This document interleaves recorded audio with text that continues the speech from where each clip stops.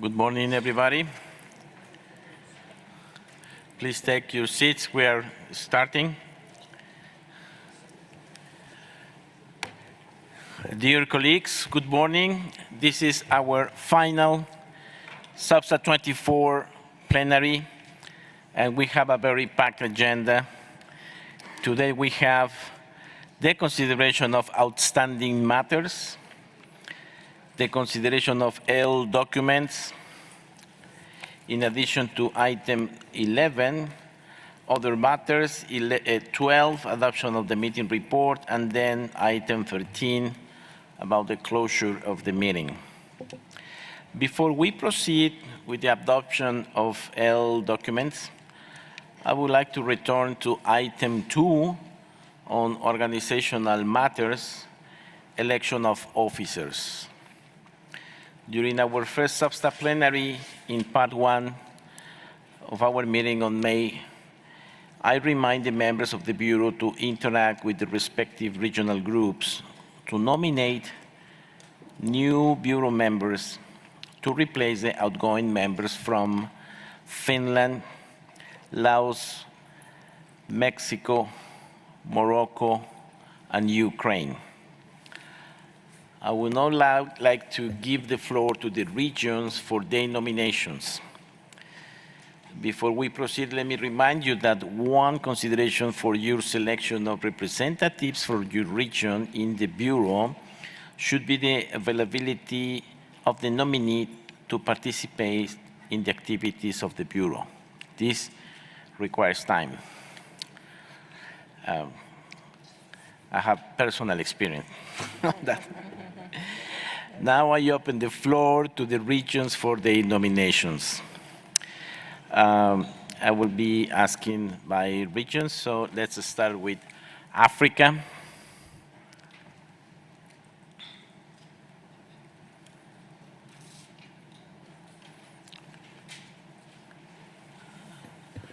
So is there a nomination from the African region? Would you please ask for the floor? Ghana. Ghana, you have the floor. Thank you very much, Mr. Chairman. Africa will be represented by Dr. Jean Bruno Mikisa from Gabon. Thank you very much. Thank you very much. Thank you very much, Ghana. So we have Dr. Jean Bruno Mikasa of Gabon. Now I'll give the floor to the representative of the Asia and the Pacific region.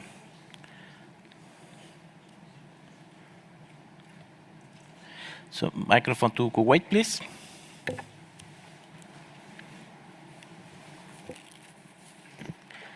شكرا سيد الرئيس. تود آسيا ترشيح المهندس. Thank you, Mr. Chairman. We would like to present Mr. Bilal Katashat from Jordan. Thank you very much. So is Mr. Bilal Katashat from Jordan. Now let's for the Central and Eastern Europe. Please, microphone to Georgia. Thank you, Chair. It will take a couple minutes for me. First of all, I would like to thank the outgoing member of the SBSTA Bureau from our region, Mr. Volodymyr Damashlinets from Ukraine. Volodymyr is a highly professional and trusted colleague of us. He greatly contributed to the work of the region, not only under this convention, but various international agreements and generally conservation. He is also a great friend of us, and we wish he could be here now with us. We wish him all the best and the brightest future. At the same time, I would like to inform you that the CE region is nominating Dr. Jan Plesnik, head of the Division of the International Cooperation at the Nature Conservation agency of the Czech Republic as the next SBSTA Bureau member starting at the end of SBSTA-24, elected by vote. Mr. Plesnik is one of the most recognized experts in the Czech Republic with many years of experience in nature conservation and landscape management, as well as the processes of the Convention on Biological Diversity and its subsidiary body on scientific, technical and technological advice. He has a great knowledge of the region, its biodiversity and the issues we are dealing with. He has already served as a SBSTA chair and vice chair of the SBSTA Bureau in the past. CE region will submit its nomination for next SBSTA chair at COP15 accordingly. Thank you, Chair. Thank you very much to this Central and Eastern Europe with Dr. Jan Plesnik, an old friend and former SBSTA chair. Thank you very much. Now I'll give the floor for nominations from the GRULAC region, the Latin America and the Caribbean. Muchas gracias. Thank you very much. Mr. Chairman, Costa Rica is pleased to present Dr. Ana Teresa de Carlos from Peru as our candidate for the SBSTA Bureau. Dr. Carlos has a doctoral degree in American Studies and is currently Director for the Environment of the Foreign Relations Ministry of Peru. We are certain that Dr. de Carlos's contributions will be of great value to the work of SBSTA. Thank you very much. Muchas gracias. Thank you very much, Costa Rica, for that nomination from GRULAC. And finally, I give the floor to the Western European and Others group. Gracias, señor. Thank you, Chairman. It's my great pleasure to state that the EU and its 27 member states nominate Mrs. Marina von Weissenberg to continue as the EU representative in the SBSTA Bureau. She is from Finland and at the moment the SBSTA National Focal Point and the CBD National Focal Point, and working as a senior ministerial advisor in the Department of the Natural Environment and Biodiversity at the Ministry of Environment of Finland. Thank you. Merci, la France. Thank you very much for all these nominations. We know very well Marina. She's been an excellent partner and with great expertise in CBD. So with this, I would like to submit to the meeting the election of these new members of the Bureau. I see no objection, so the election of new members is approved. I have Russian delegation asking for the floor. Thank you, Mr. Chairman. Mr. Chairman, sir, in connection with the issue of the election of the Bureau members of the SBTA from the Eastern and Central European region countries, we would like to make the following statement, which we should like to request should be included in the final report of our meeting. We are disappointed by the process of organizing the agreement of the candidatures for the Bureau of the SBTA on behalf of the Central and Eastern European countries, which ended up being put to the vote. We would like to clarify why the Russian Federation was not able to endorse and to support the election of our representative to the Bureau. In the CBTA, a representative from a country of the European Union, the Czech Republic. We do not have any problems with the technical knowledge and the experience of this nominee. However, the Czech side, with regards to our country, has introduced illegal, one-sided sanctions, and in this way has shown to be unfriendly to Russia. It is hard to imagine that a representative of this country will be independent with regards to the EU and without and being impartial in representing our positions within the executive bodies under the convention. We regret that the election has destroyed the 2008 long tradition and practice, and the practice in the region, and regarding the 20-year cooperation with countries of Central Asia. For the first time in 25 years, they have been excluded from the voting.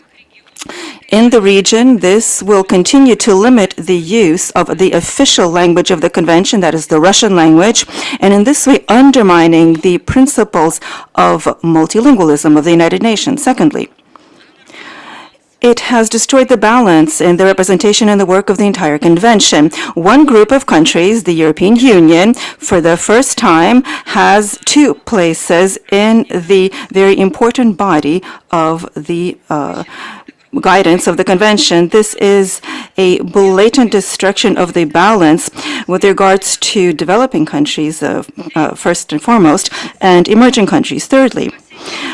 There is possible that within the region, work will be paralyzed, and it will be impossible to elaborate unified positions and views. Fourthly, considering the well-known, including the well-known level of coordination within the framework of the European Union, it is concerning with regards to the participants in our regional group and representatives of other groups of countries within the convention. This also, we believe, violates the overall rules when the meetings of regional groups are open for the participation of delegates from other groups.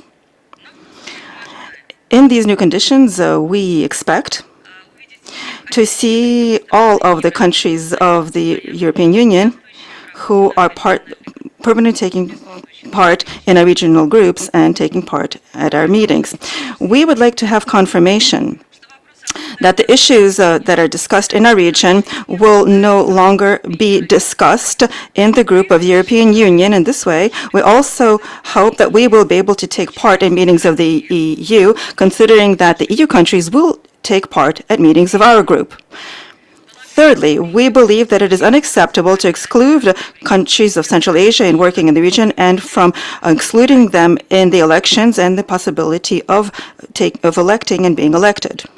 We will continue, as we had for all these years, to converse with other countries in the Russian language, including in writing. We believe that any information on the work of the Bureau in this area will be timely and fully provided to the experts in Russia on issues that require their consultation and their participation with the SARTs, and will be fully agreed with Russia. We believe that in the future, no statements can be made using the name of the region if it has not been agreed preliminarily with the Russian side and obtained confirmation in writing. We believe that the new and the current members of the Bureau will fulfill these requirements. We are looking forward to reestablish a fair process of election with the guiding bodies for the convention. We will provide this statement in writing to the Secretariat. Thank you.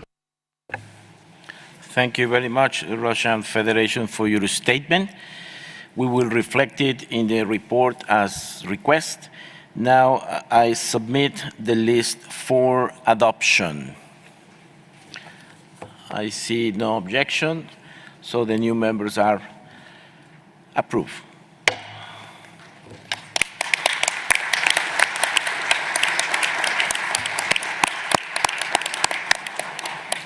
Thank you very much. Now let's move to the L documents. We have just 12 L documents. I hope we can do it very expeditiously. And let's start with document L2 under the 5th edition of the Global Biodiversity Outlook, and it's a summary for policymakers. I would like to remind that we considered this item during the first session of SBSTTA as document CRP1. It is clean text, except for the first paragraph, where there are 2 sets of brackets around the words welcomes or take notes. As the chair, I would like to propose to use takes note with appreciation, if that's acceptable, so we can have a clean document. Is there any objection to use this formulation?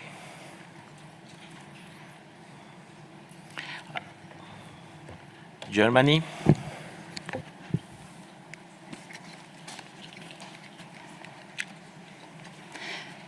Thank you. Thank you, Mr. Chair, for this alternative proposal. But Germany would really like to welcomes the work of the GBO as it represents an important outcome for this convention. Therefore, at this stage, if we cannot agree on the welcome, we would like to maintain the brackets. Thank you. Thank you, Germany. So, seems my intent was not successful, then I invite to adopt the document with these brackets on the unique paragraph on this. I see no objection, then document L2 is adopted.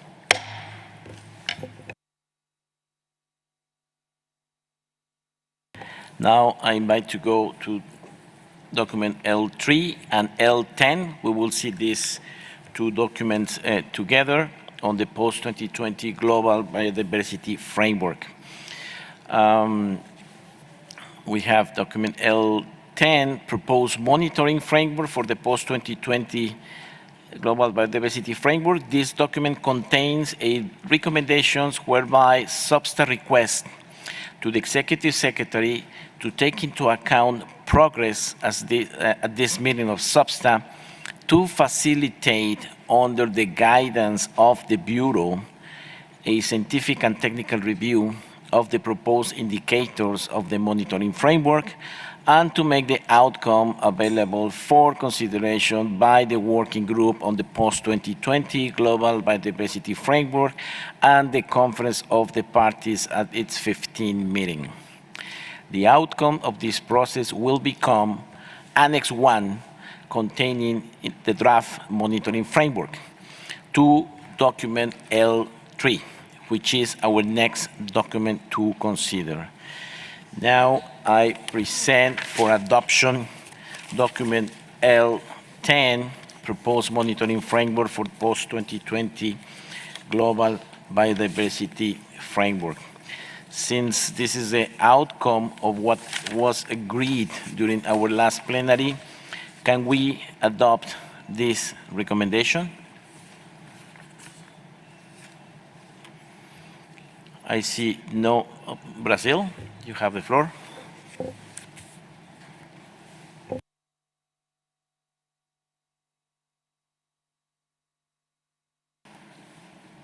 Thank you, Mr. Chairman. We would like to take this opportunity also to appreciate the efforts of the co-leads for the result and the discussions we had. We have no objections, but just to highlight that my delegation still struggles with the idea of a subsidiary body tasking the Secretariat to perform some actions, in particular actions that will have budgetary consequences. But since it's the will, it seems to be the general will of the parties being represented here today, Brazil would like to reserve our position that it does not become a common practice in the future. Thank you. Thank you very much, Brazil, and thank you for your flexibility. So once again, if there are no objections, document L10 is adopted.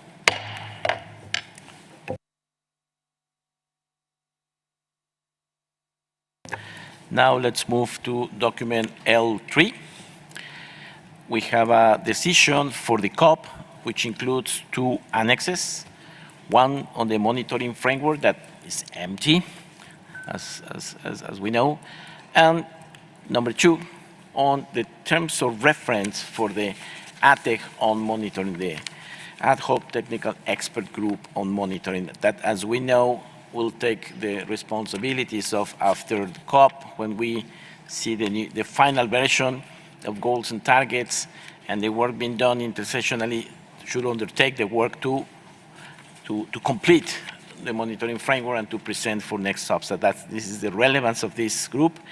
In this document, we will try to resolve few of the brackets.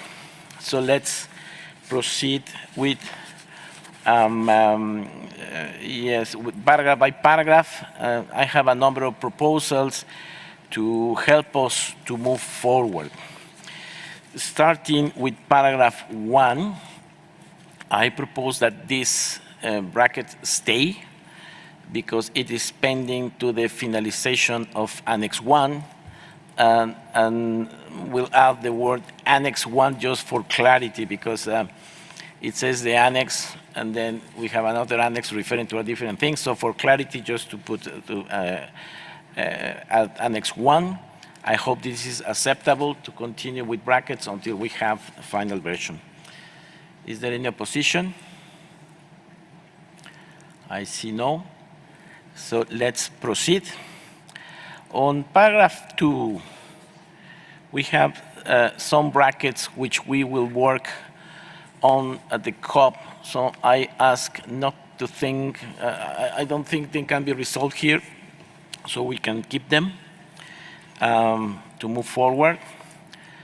I hope it's acceptable, not to add any more, just leave as it is for COP once we have more progress. I see no objections, so let's move to paragraph 3, that it's clean and has no brackets. And then paragraphs 4, 5, 6, and 7, these paragraphs are part of the mandate of SBI and have been taken up in the work of the SBI. And thus, I propose we delete them from this document since they are redundant. So I hope you agree with the deletion of paragraphs 4, 5, 6, and 7. Is this proposal acceptable to avoid redundancies? And less is more, colleagues, sometimes, like now. So I see no opposition to delete this language. Thank you very much. On paragraph 8, I would like to propose that we go with invites and remove the brackets on as appropriate and according to national circumstances. Is this acceptable? Argentina, you have the floor. Thank you, Mr. Chair. Just a reminder, if we are to remove brackets here, that during our discussion of document L10, we agreed to include national indicators, which are not present in this paragraph. So if we were to lift the brackets, we should take that into consideration. Thanks.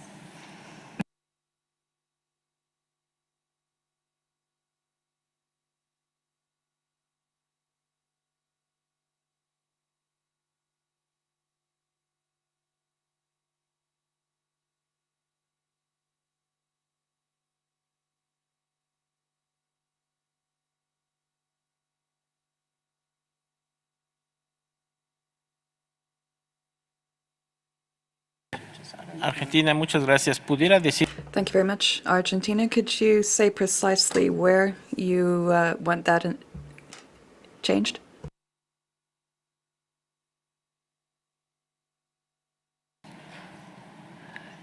So, perdón, estamos en plenaria. Sorry, we're in plenary, so I think I can speak our beautiful language. When we were discussing the document on indicators in the introduction, we had included national indicators, and that was accepted. So if we're going to talk about which indicators to use, we also need to mention national indicators. Entendí bien. So if I understand correctly, that's paragraph 8. Line 4, after strengthen national monitoring systems, including national indicators and reporting. So to be consistent with the other document, Argentina. Well, we're talking about paragraph 7 invites parties to consider, and there it says it has a list of indicators, component and complementary. The chair, sorry, Argentina, but the suggestion was to delete paragraphs 4, 5, 6, and 7 because they're redundant. Oh, Argentina asks 7 as well. Well, then it would be for paragraph 9. I'm referring to paragraph 9. Sorry, I haven't been sleeping much, but you're quite right, where it mentions component and complementary indicators to add national indicators. Just to be consistent with what we have been saying before.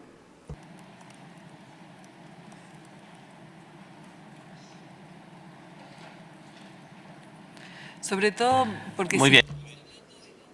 Especially since we were talking about paragraph 8, but we're talking about a system that some countries are not using, which is the economic accounts system, and that's a red line for us.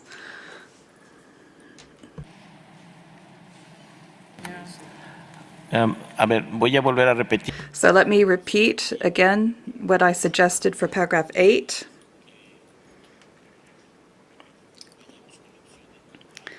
So we're going with the further invites option, paragraph 8, and we're deleting the brackets around as appropriate and according to national circumstances. Those were the 2 sets of brackets, so that will give us a clean paragraph 8. That is my suggestion. I'd like to know if we can agree to say invites and then delete the brackets around as appropriate and according to their national priorities and circumstances. That is my proposal. So I repeat, can you accept that proposal, or we just leave the paragraph as is and move on?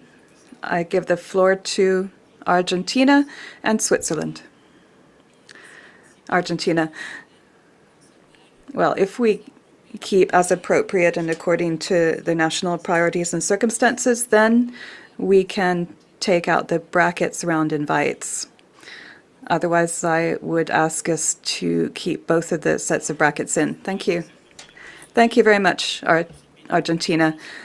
So I am asking you to accept invites and to delete the brackets around as appropriate and according to national priorities and circumstances. Argentina agrees. I give the floor to Switzerland and Germany to see if they can lift the brackets. Thank you very much, Mr. Chairman. We are now a little bit in a difficult situation because our experts who were negotiating that document aren't here anymore. And my understanding is that this document was negotiated and the brackets reflect all certain positions, and we are concerned now just by removing some of the brackets if you do not have the possibility to interact with experts that have been deeply involved in that text. Therefore, our proposal would be not lifting any brackets. If some new text would be added in, then we can accept that as long as that new text would be added in with brackets. So our proposal would be not to lift any brackets, to make sure that when a document will be further discussed at the COP, that the experts can pick up where we left here, and when we add in new text, that this would always be in brackets. Thank you very much. Gracias, Suiza. Thank you, Switzerland. But we're not proposing any new text. We're not proposing any new text. We're only proposing to go with the invites option and to delete brackets. So can you accept that? To have a clean text. There's no new text here. Suiza. Tiene la palabra. Switzerland. First, as indicated, we cannot accept the deletion of any tag brackets. Secondly, perhaps it is my mistake, apologies for that. The text I'm seeing of the L document on paragraph 8 doesn't have an invite option, but a further invite options. So we're talking about this. Thanks a lot. But we would not want to delete any options, and I don't have strong feelings about, but it's a difficult because I do not know what has been the discussion about these two options. If it is an easy thing, then that can be solved at the COP. Thank you very much. Muchas gracias. Thank you very much, Switzerland. Then let's keep paragraph 8 as is with the brackets. And let's move on to paragraph 9. I propose that we keep it as is. Let me give the floor to Morocco, followed by Canada. Morocco. Thank you, Mr. Chairman.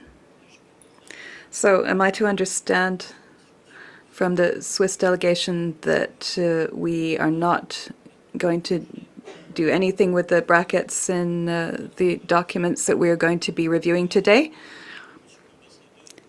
Or is the Swiss ambassador only talking about this paper? Because if the former, then we might ask why we're in this meeting, quite honestly, because what we need to do is to relieve the COP15 of all these brackets, or some of them. I think SBSTTA's that's the major role of SBSTTA, otherwise there's no point discussing anything today. So I need some clarification, if you please, from the Swiss ambassador. Thank you very much, Chairman. Thank you very much, Morocco. And I believe that that comment was only on paragraph 8 for now, and we can pursue our discussions. But I don't know if Switzerland would like to briefly clarify for the benefit of Morocco. I don't want us to get bogged down. We were going at quite a good pace, and I'd like to keep moving on. Thank you.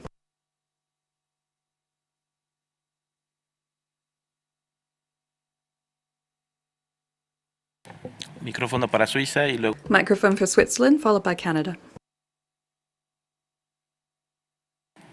Thank you very much. Your interpretation is right. For the moment, it is only to paragraph 8, but whenever there will be a paragraph where we are not sure what the discussion was, then we would have. But in principle, it's just for paragraph 8. Thank you very much. Muchas gracias. Thank you very much. Canada has the floor. Thank you, Mr. Chair. You'll have to forgive me on this. You're moving a lot faster than we were probably prepared for early this morning after a late night yesterday. Our understanding at this moment, and I understand you're trying to generate a document that's as clean as possible for COP. At this point, though, even paragraphs 5, 6, and 7, we think that there are some interesting elements there that we still want to discuss.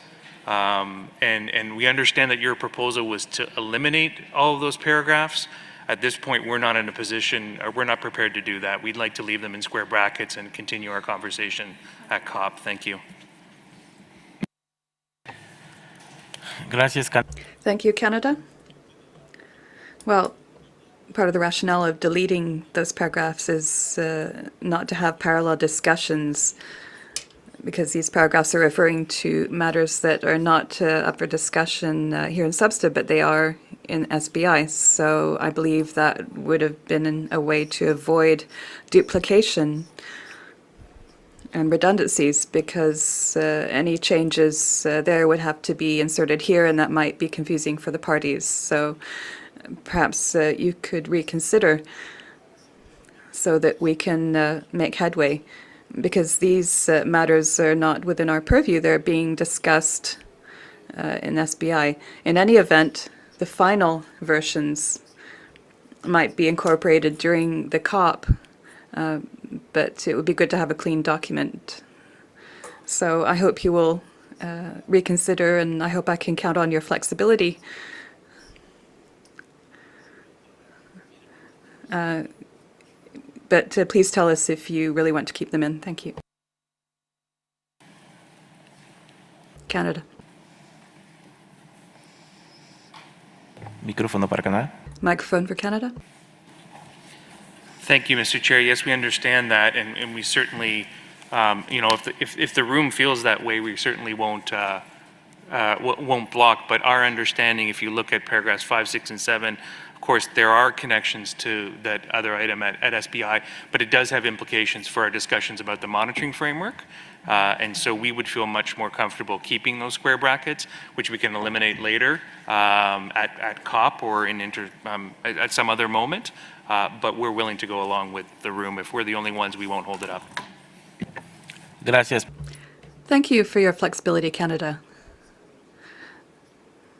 I believe the room can agree to move ahead on that. I'd like to go on to paragraph 9, but Switzerland is asking for the floor. Thank you very much, and apologies come in again, but as indicated by our colleague from Canada, yes, we are waking up a little bit late perhaps, and we missed that discussion around paragraph 5, 6, and 7 because we share the view expressed by Canada. You're indicating that there is a duplication with the work under the SBI. Well, the duplication is going to both directions, of course. I think there was a reason why this was discussed in the contact group. There is a reason why this was discussed also in the group on the review mechanism and the monitoring mechanism. We think once it is solved, that will be solved very quickly at the COP. There's no reason now to take it out here because once it's solved, then it's solved. And we might decide at a later moment in which of the decisions we want to solve it. In any case, all these documents will be now forwarded to the open-ended working group, and the open-ended working group will have a comprehensive perspective about these different documents, and then we'll be able to make the right decisions. That's the reason why we share the feelings of Canada, and we would appreciate if this paragraph could remain in. Thank you very much. Gracias.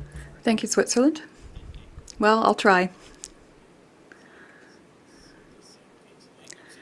If there's no consensus to delete them, we'll leave them. But keep in mind that during the substitute work, we had to swap around the order to revise the indicators because those elements are still under discussion in the SBI. I think we need to make sure that each body stays in its lane. This is an old document, and it was decided when we spoke with the chair of the SBI and the open-ended group that this part would be discussed by them. But I'm in your hands. If you want to keep them, then we'll keep them. But just keep in mind that it all hinges on the negotiations in the SBI. I'd like now to... Well, I have the European Union asking for the floor, and then I would like to move on to the next paragraphs. Thank you, Chair. Good morning, everybody. I know we are all exhausted. We had a very short night, to start with myself. But we would really like to support our Substat chair. I think for having been involved in the whole negotiation on the monitoring framework, also having been involved in following the instructions from the co-chairs of the open-ended working group, the Substat chair is only doing what was agreed before by the meeting, which is to stick to the language which has been negotiated in SBI item 9 for paragraph 4 to 7. So there is nothing revolutionary, there is nothing to worry about. It's more about alignment and really trying to help the COP and have agreed language already here so that we don't need to do that in Kunming. And then for if we delete these paragraphs, therefore the chair is right, we should start paragraph 8 with invites, and we could leave the bracket so the European Union can fully support the chair. And we would like to really say to our host country, Switzerland, that you were the first one to urge parties to really speed up the process and clean as much as possible that we could do this week to make the COP work as easiest or less terrible as we see now. So I would really urge Switzerland, Canada to really trust the chair and support his proposal. Thank you very much. Thank you very much. EU, Now I'll give the floor to Congo, followed by UK.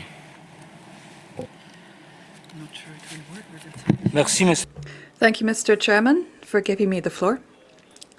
The Democratic Republic of Congo would like to support your position on deleting these paragraphs, given that, as you said, the substance of these paragraphs will be dealt with in the SBI. So we don't see why we need to keep these paragraphs in here. So we agree to delete them because that will lighten the workload for COP. Thank you very much. Thank you very much, Congo.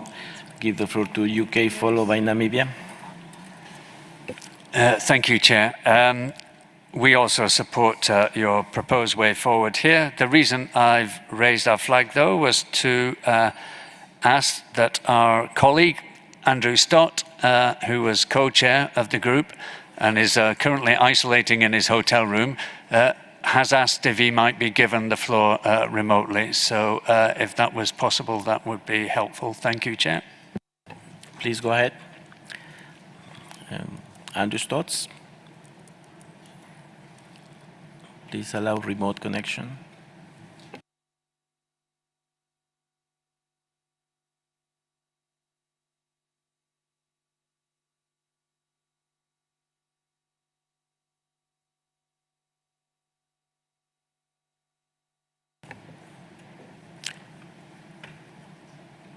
Is he requesting for the floor now? Is he connect? Can the nations try to get the remote request?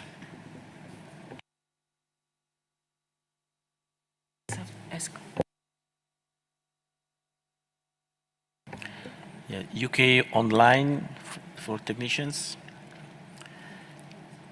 Meanwhile, we can continue with Namibia, followed by Gabon, while we try to connect with Andrew.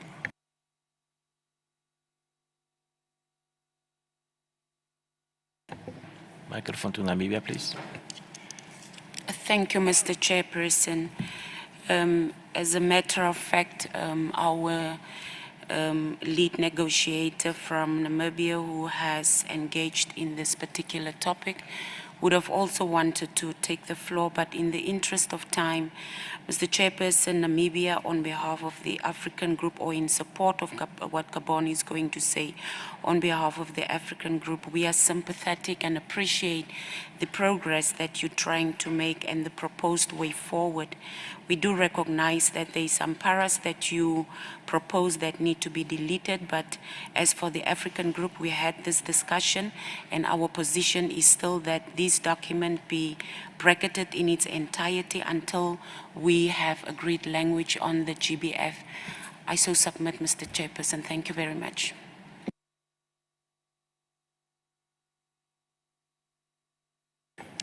Thank you, Namibia. So you propose to bracket the whole document?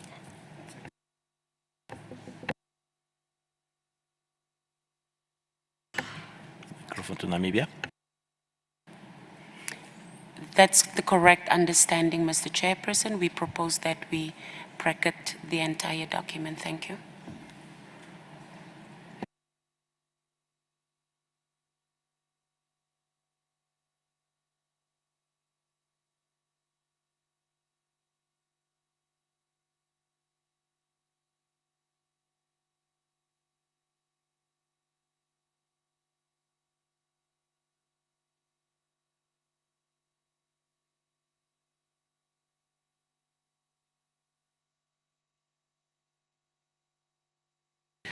Thank you very much. I'm wondering if it's still possible to connect with our colleague from the UK, which is isolated. You have the floor. Sorry, Chair. I believe my colleague, as Andy, is having difficulty getting a connection. So it doesn't look like it's going to work as things stand, but just to reiterate again, we support your suggested way forward for the reasons you mentioned. Thank you, Chair. Thank you very much. Switzerland, you have the floor. Thank you very much, and we understand very well and share also a lot of what has just been said by Namibia before. But I think it's important to have a good understanding of why some of us are struggling. We had looked at this document in a contact group. The contact group was not able to solve these brackets. Then it was looked at in the plenary, and there we decided to transform the CRP into an L document, and we all agreed to send that L document here forward to adopt it now, and what we understood will be just more or less a formal step in order to advance in our work, becomes now a renegotiation of certain issues that we have been looking at. But just explain.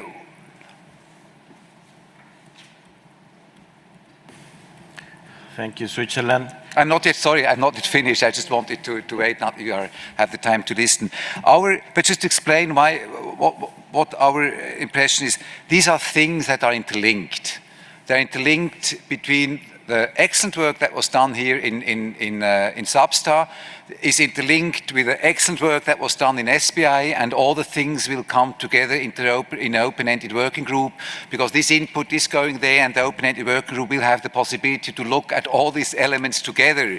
And we think that will be the place where these issues will be solved. And once these issues will be solved, it will be very smoothly at the COP just to solve these issues as well.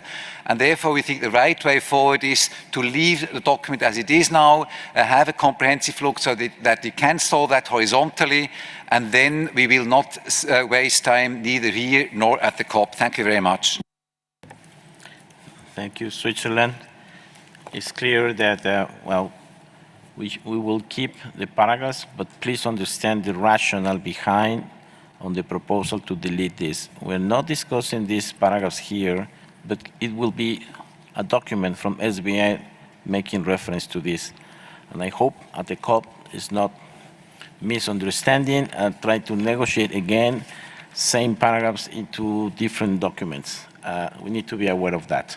So anyway, the progress in SBI will be reflected there, and then to copy those paragraphs here, but that has to be at the COP. So we continue with the brackets, and even the whole document is being suggested to be in brackets. I propose to continue trying to clean inside, and then it's up to the COP to decide.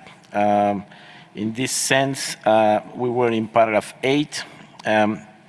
I suggest to keep paragraph 9 as it is with the different brackets.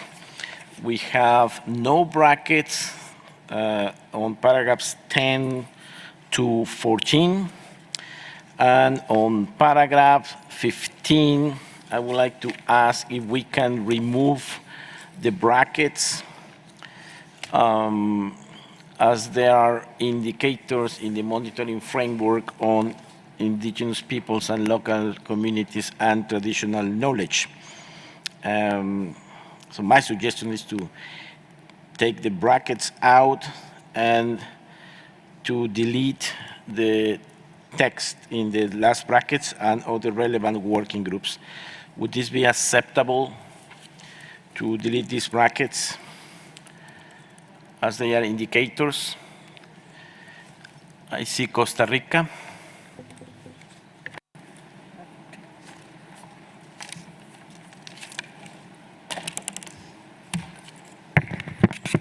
Créame, señor. Believe me, Chairman, I would love to be able to make your life easier, like everybody here, but Costa Rica needs to put two brackets in paragraph 10 for line 4 of paragraph 10, from 2 up to framework. We need more clarification about the operationalization and especially capacity building and transfer of technology. Thank you very much, Chairman.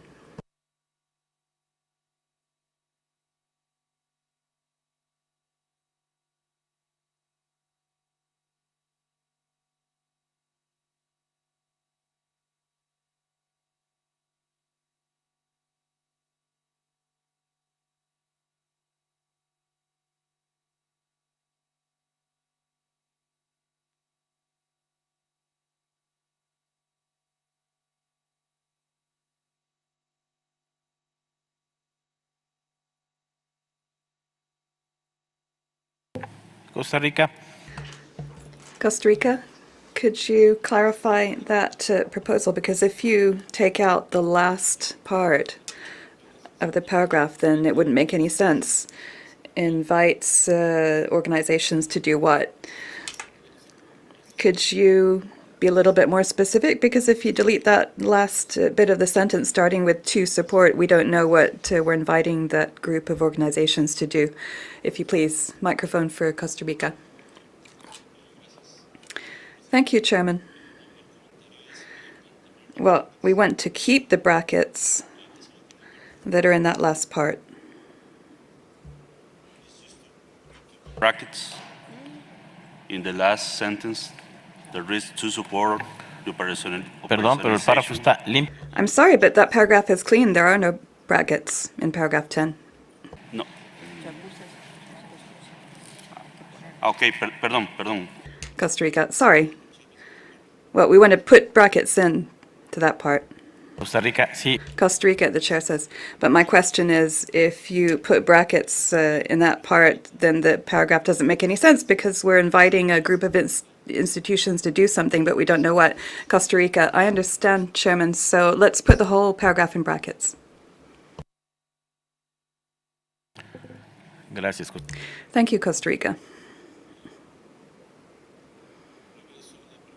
So I'll go back to the question about paragraph 15. Can we delete the brackets? Keeping in mind that there are already indicators in the monitoring framework for indigenous peoples and local communities and traditional knowledge. Is anybody opposed to the deletion of the brackets on paragraph 15? And the last bit of text in brackets, and we'd have a clean paragraph. Morocco. Thank you, Mr. Chairman. In your first proposal, you asked for us to eliminate the brackets for the entire paragraph and also to delete the last part of the sentence. The other working groups concerned, if that's what I have understood correctly with regards to your first position, right? So that is where you would like to keep that paragraph, but without the brackets, correct? In any case, we support that proposal. Thank you, Morocco. And I'll give the floor to Togo, followed by Finland.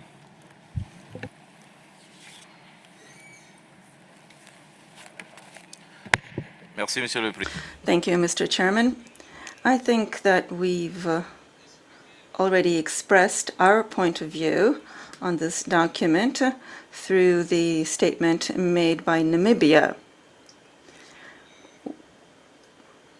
We think that this paragraph, in any case, does contain some very important elements for us, and we think that it would be a good idea for maintain the brackets and for that then to be discussed by the COP. Thank you. Gracias. Doy la palabra a Finlandia. Thank you. I give the floor to Finland. Thank you, Chair. Finland was also ready to, in line with Morocco, to drop the brackets if that's the will of the room, but it doesn't seem so. So, thank you. Muchas gracias. Thank you very much. Then we keep paragraph 15 as it originally was. In paragraph 16, I'd like to know if we can take out the brackets in the chapeau where it says subject to the availability of resources. That's common language, and I think we can delete the brackets in the chapeau to paragraph 16. I see no objections to delete the brackets and the chapeau. Then if we go to paragraph 16A, can we say facilitate development of, as this is similar to the language we agreed yesterday, and we will also say capacity building and development. That would read like that. Is this suggestion acceptable in paragraph 16A? Gabon? Merci, Monsieur le Président. Thank you, Mr. Chairman. Following the statement made by Namibia on behalf of Africa, we had understood that this document would just be presented to say that the brackets have been accepted and that the discussion would continue in Kunming. But I believe that that has not been taken up, that suggestion, that we're opening up the discussion once again and talking about the elements that are now in square brackets.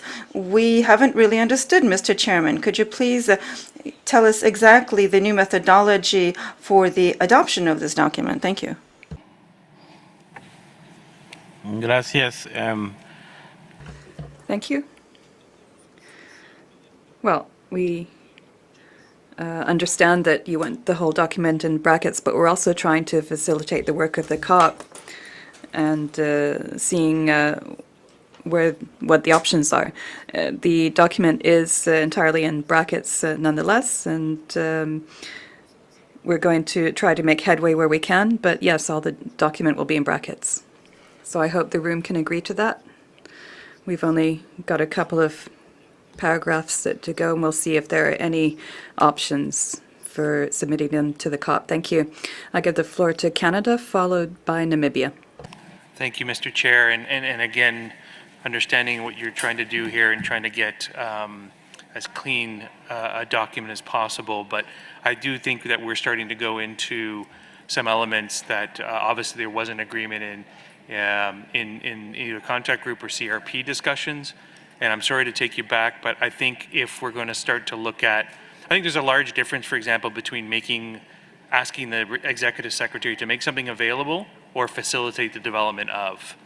I would concur with you on, I think we have standard text that we're using now on capacity building and development that can quickly be resolved, but I think there is a large difference between those two elements. And honestly, I think it connects as well to subject to availability of resources. And I think there's a pending discussion there. And so we would like to keep subject of availability to the availability of resources in square brackets.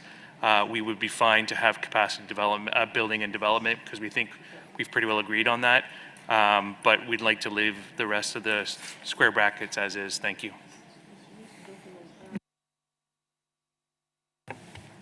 Thank you very much, Canada. I have Namibia, followed by Togo, and we'll move. Thank you very much, Mr. Chairperson.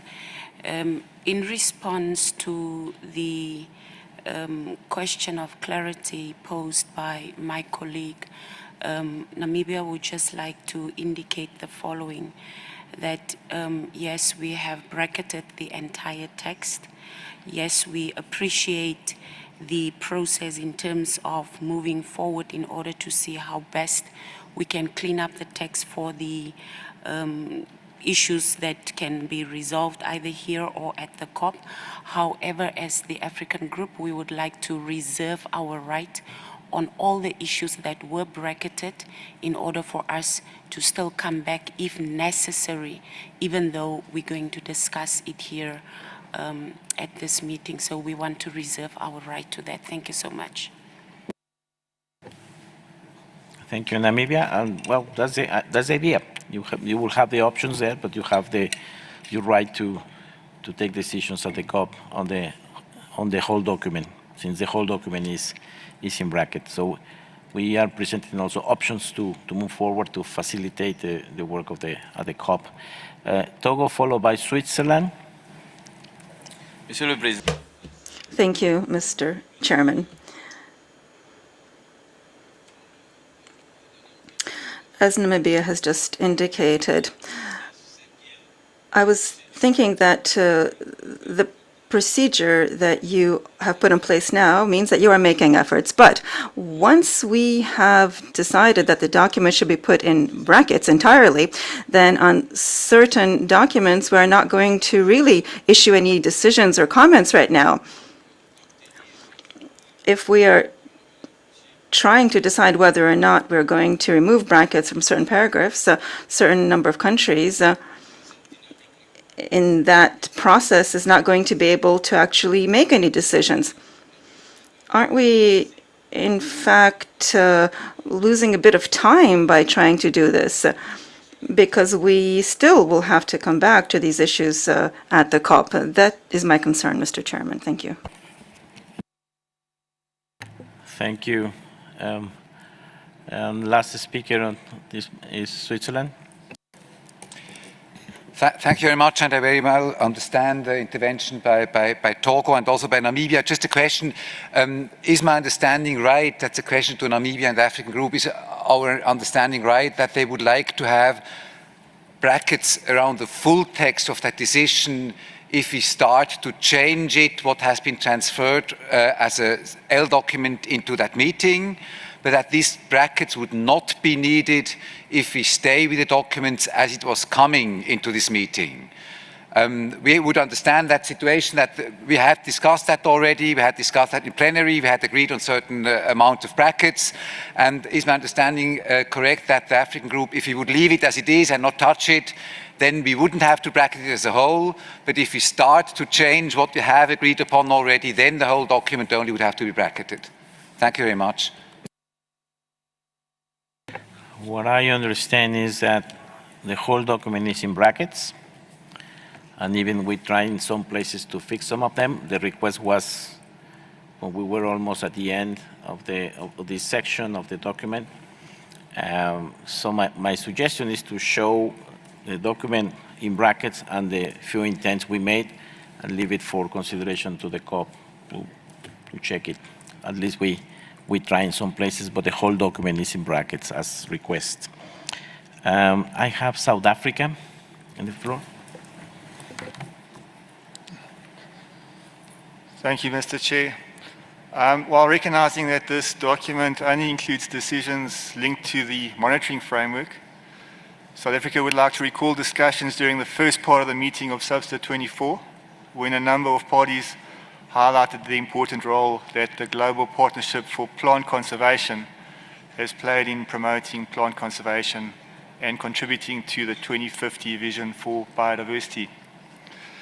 South Africa would like to propose, therefore, that we also add into this document a paragraph at the end after paragraph 16 that refers to the global strategy for plant conservation as follows. If, with your indulgence, Mr. Chair, may I read a paragraph that we propose SBSTA recommends that the COP invites the Global Partnership on Plant Conservation to do? Thank you. Invites the Global Partnership on Plant Conservation, with the support of the Secretariat, to prepare a set of complementary actions related to plant conservation to support the implementation of the Global Biodiversity Framework, aligned with the final version of the post-2020 Global Biodiversity Framework.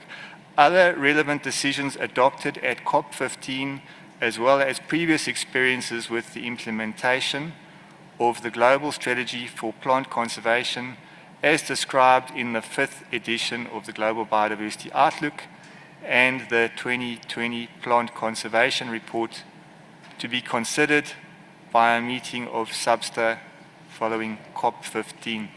And if acceptable, this would probably also require some preambular text. Thank you, Mr. Chair. Thank you, South Africa, and thanks for reminding this point, because as you said during the first session in the pre-session documents, there was some reference to the global strategy for plant conservation, and I remember some interventions from parties supporting this, but unfortunately this is not reflected on this document now. So I believe it's pertinent to make the inclusion of the global strategy, and it's been an example for many years, the work under this topic, and is still part of the whole coverage of this agenda item, where we have the 3 documents already on GBO and the monitoring framework and the intersessional work. So I hope this is acceptable for parties to make this recognition to this important process on the global strategy for plant conservation as part of the whole document. And of course, this also be in brackets, since the whole document is in bracket as request for Namibia. But this is an important omission that happened in the first part of SBSTA, and some country support to the follow-up. I have Argentina. Tiene la palabra. Argentina. Thank you very much, Chairman.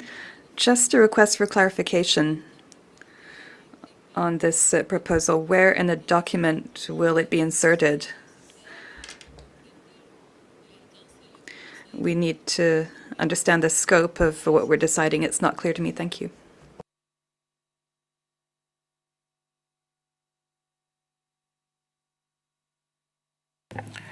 Sí, muchas gracias. Thank you very much, Argentina. It could be at the end of the operative paragraphs as part of the whole package. And I would reiterate that this was an omission when this was discussed in the first phase last year. There were interventions from numerous countries supporting that, but the paragraph was not included. My suggestion for practicality is to put it at the end as an independent paragraph, and COP will deliberate on it. I hope that is clear. Thank you. And I give the floor to Switzerland. Thank you very much. Thanks. Could you just read out again the paragraph, or ask South Africa to read out the paragraph so that they have full understanding of it? Thank you very much. South Africa, would you be so kind to repeat the paragraph you suggest to include?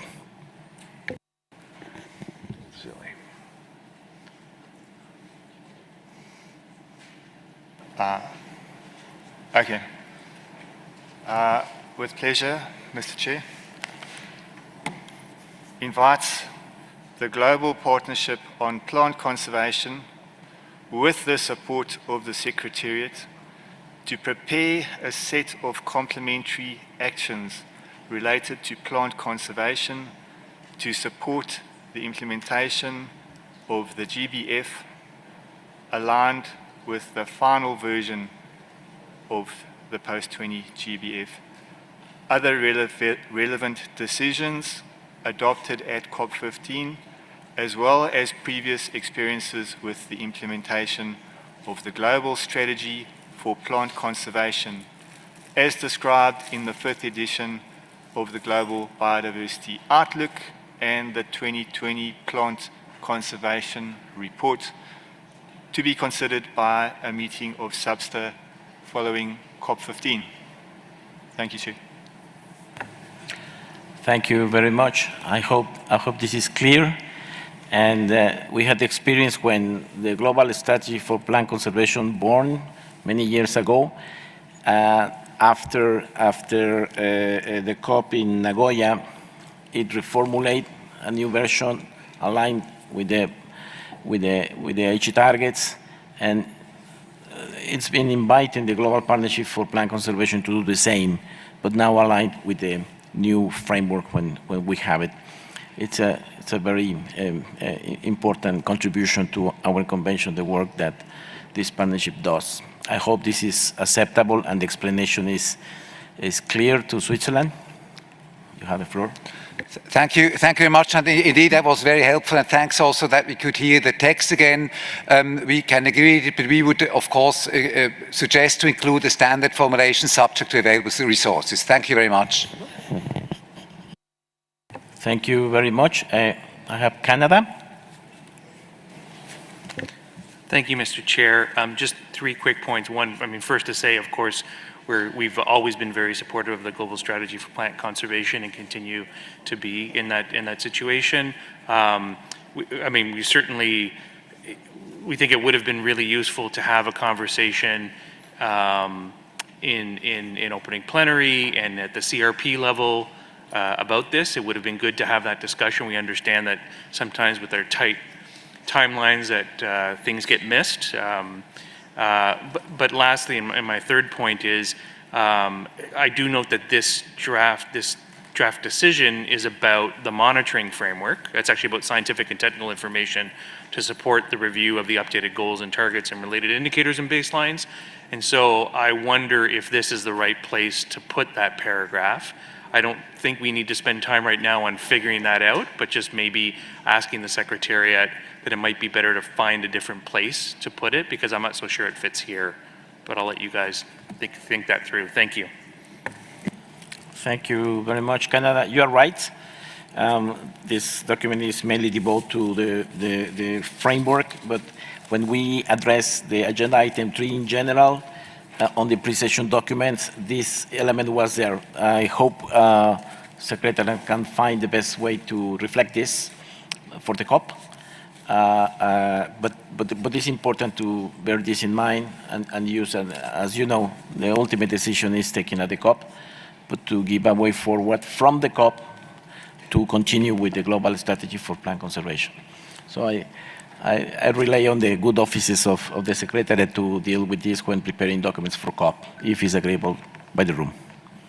So it seems there is no objection, so we can proceed with inclusion of this language and leave to Secretariat to prepare this. With this, we go to, we have in this document, we have an annex, and I would like to suggest not to touch the annex referring to the terms of reference for the and the ad hoc technical expert group on indicators. I believe it's quite premature yet to deal with this, so my suggestion is to keep them in brackets, and actually, as requested by Namibia, the whole document is in brackets, so we can discuss the details on the terms of reference, which of course are very important for the continuation of the work on the monitoring after COP, and for them to prepare elements for next SBSTA to complete the monitoring framework. Under that understanding, I would like to suggest to adopt document L3 as amended and all in brackets. EU, you have the floor. Thank you. Thank you, Mr. Chair. We can, of course, adopt the document in brackets with brackets in the brackets. But what the EU would like to do is that in your report of the SBSTA meeting, to emphasize the deep disappointment of the European Union, because despite the chair effort to move forward and facilitate the work at the COP on this very important issue, parties didn't support the chair. And despite all the effort and all the hours spent by the co-leads and the parties in contact group meetings to really follow the instructions received by the co-chairs of the open-ended working group, the chair of SBSTA and the chair of SBI, to park certain paragraphs because we needed to align with the outcome of the discussions on SBI 9 that we all did, this was re-challenged here today. So to me, there is a trust issue, and I'm very sorry to hear that, because it's catch-22. If we follow instructions to wait for the others, and then when we do that, we are challenged because no, we can't do that. We have to keep our text. I mean, this is like an Echternach procession. I mean, this dancing in Echternach, when you have one step forward and two steps behind. So that means that we will never reach Kunming. So I really want to have this in the report of the meeting. Thank you. Thank you very much. So with this, I put Are we adopted already? Did I gavel? No. So document L3 is adopted with all these amendments and fully in brackets. Now let's move to document L4 on the program of work of IPBES. Are you ready? Good. I would like to submit for adoption document L4 on the program of work of the Intergovernmental Science Policy Platform on Biodiversity and Ecosystem Services. This recommendation was considered in plenary during the first part of our meeting on the basis of CRP 6. Can we adopt this recommendation? I see Brazil, followed by the UK. Brazil, you have the floor. Thank you, Mr. Chairman. I regret we can't. My delegation still has several issues on this L document that are not in brackets. And I could mention all of them so we can insert the brackets where my delegation I would like to bracket. May I? Thank you. So it would start on paragraph 4, the last sentence that starts after process, to the formal review process. Then we would bracket from to ensure until authors. We would... I'm sorry, Brazil. The brackets you are suggesting to include are already there. I apologize because I'm the track change. So confirming then that also paragraph 6 is fully bracketed. If you want, I can pass through the document and to inform to all the room where are existing brackets. Okay, so you're not adopting them. Okay, we can go para by para then. Thank you.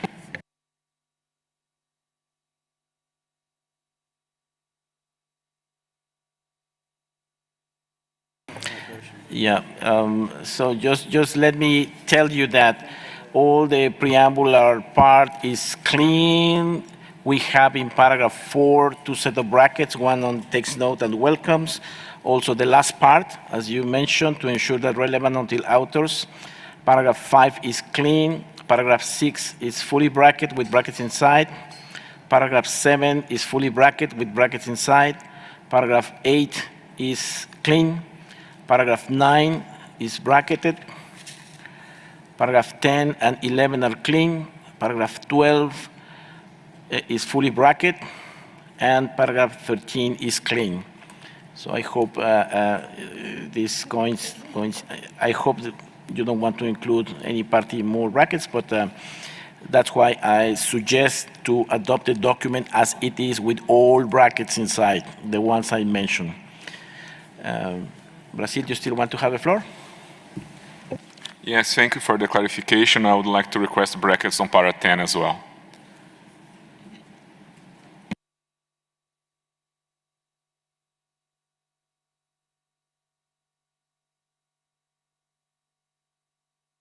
Thank you. UK followed by Germany.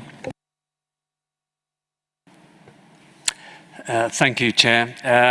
I'm afraid we're also going to suggest some brackets too. But the reasons for us doing this was, this document was prepared, we think, before the meeting of IPBES 8 plenary in July last year. And there's going to be another IPBES plenary to take place in July this year, before COP15. As a result, we feel there'll be several paragraphs in this paper that will need to be updated to take account of new IPBES products, including 2 assessment reports and relevant decisions taken on the future work program. So in order to be able to make those updates after IPBES, the next IPBES plenary, IPBES 9, we recommend bracketing paragraphs 1, 4, 5, and 8 for further consideration at the COP. Thank you, Chair.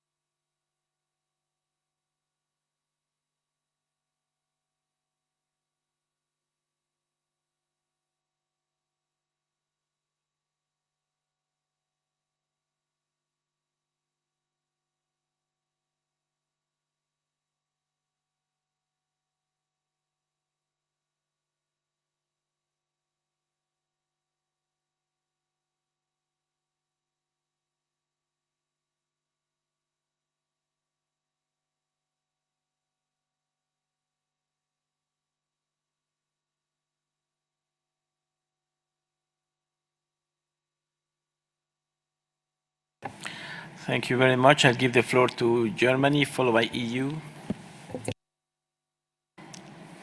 Thank you, Chair. Germany would have also followed your suggestion to adopt the document with all the brackets as if, but seeing that we now have some new brackets, I would like to come back on your explanation that in paragraph 6, we had brackets around the whole paragraph, at least in the L document that I'm looking at. This is not the case. We only have brackets around further note takes off and welcomes and the last part of the paragraph. So I would like to confirm that the whole paragraph is not bracketed as a complete one.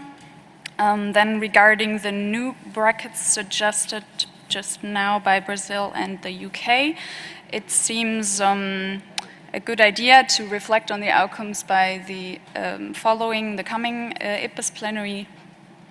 So we can agree to bracketing the paragraphs that would reflect these outcomes of IPBES 9 as suggested by UK.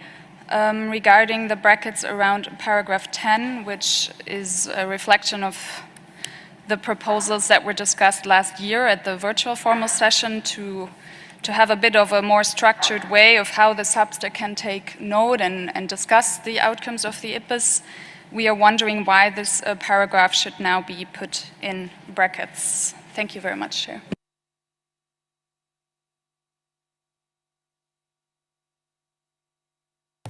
Thank you very much. Yes, you are right when I mentioned that one paragraph was full in brackets, paragraph 6, when it's just the first part and the last part. Apologies for that. Yes, I'm looking if I see a paragraph without brackets in the document.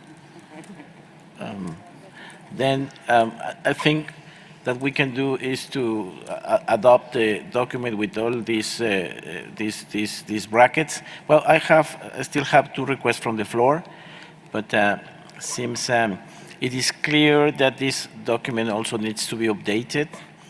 IPBES is moving every year with meetings and making progress on different assessments and work that are useful for our convention.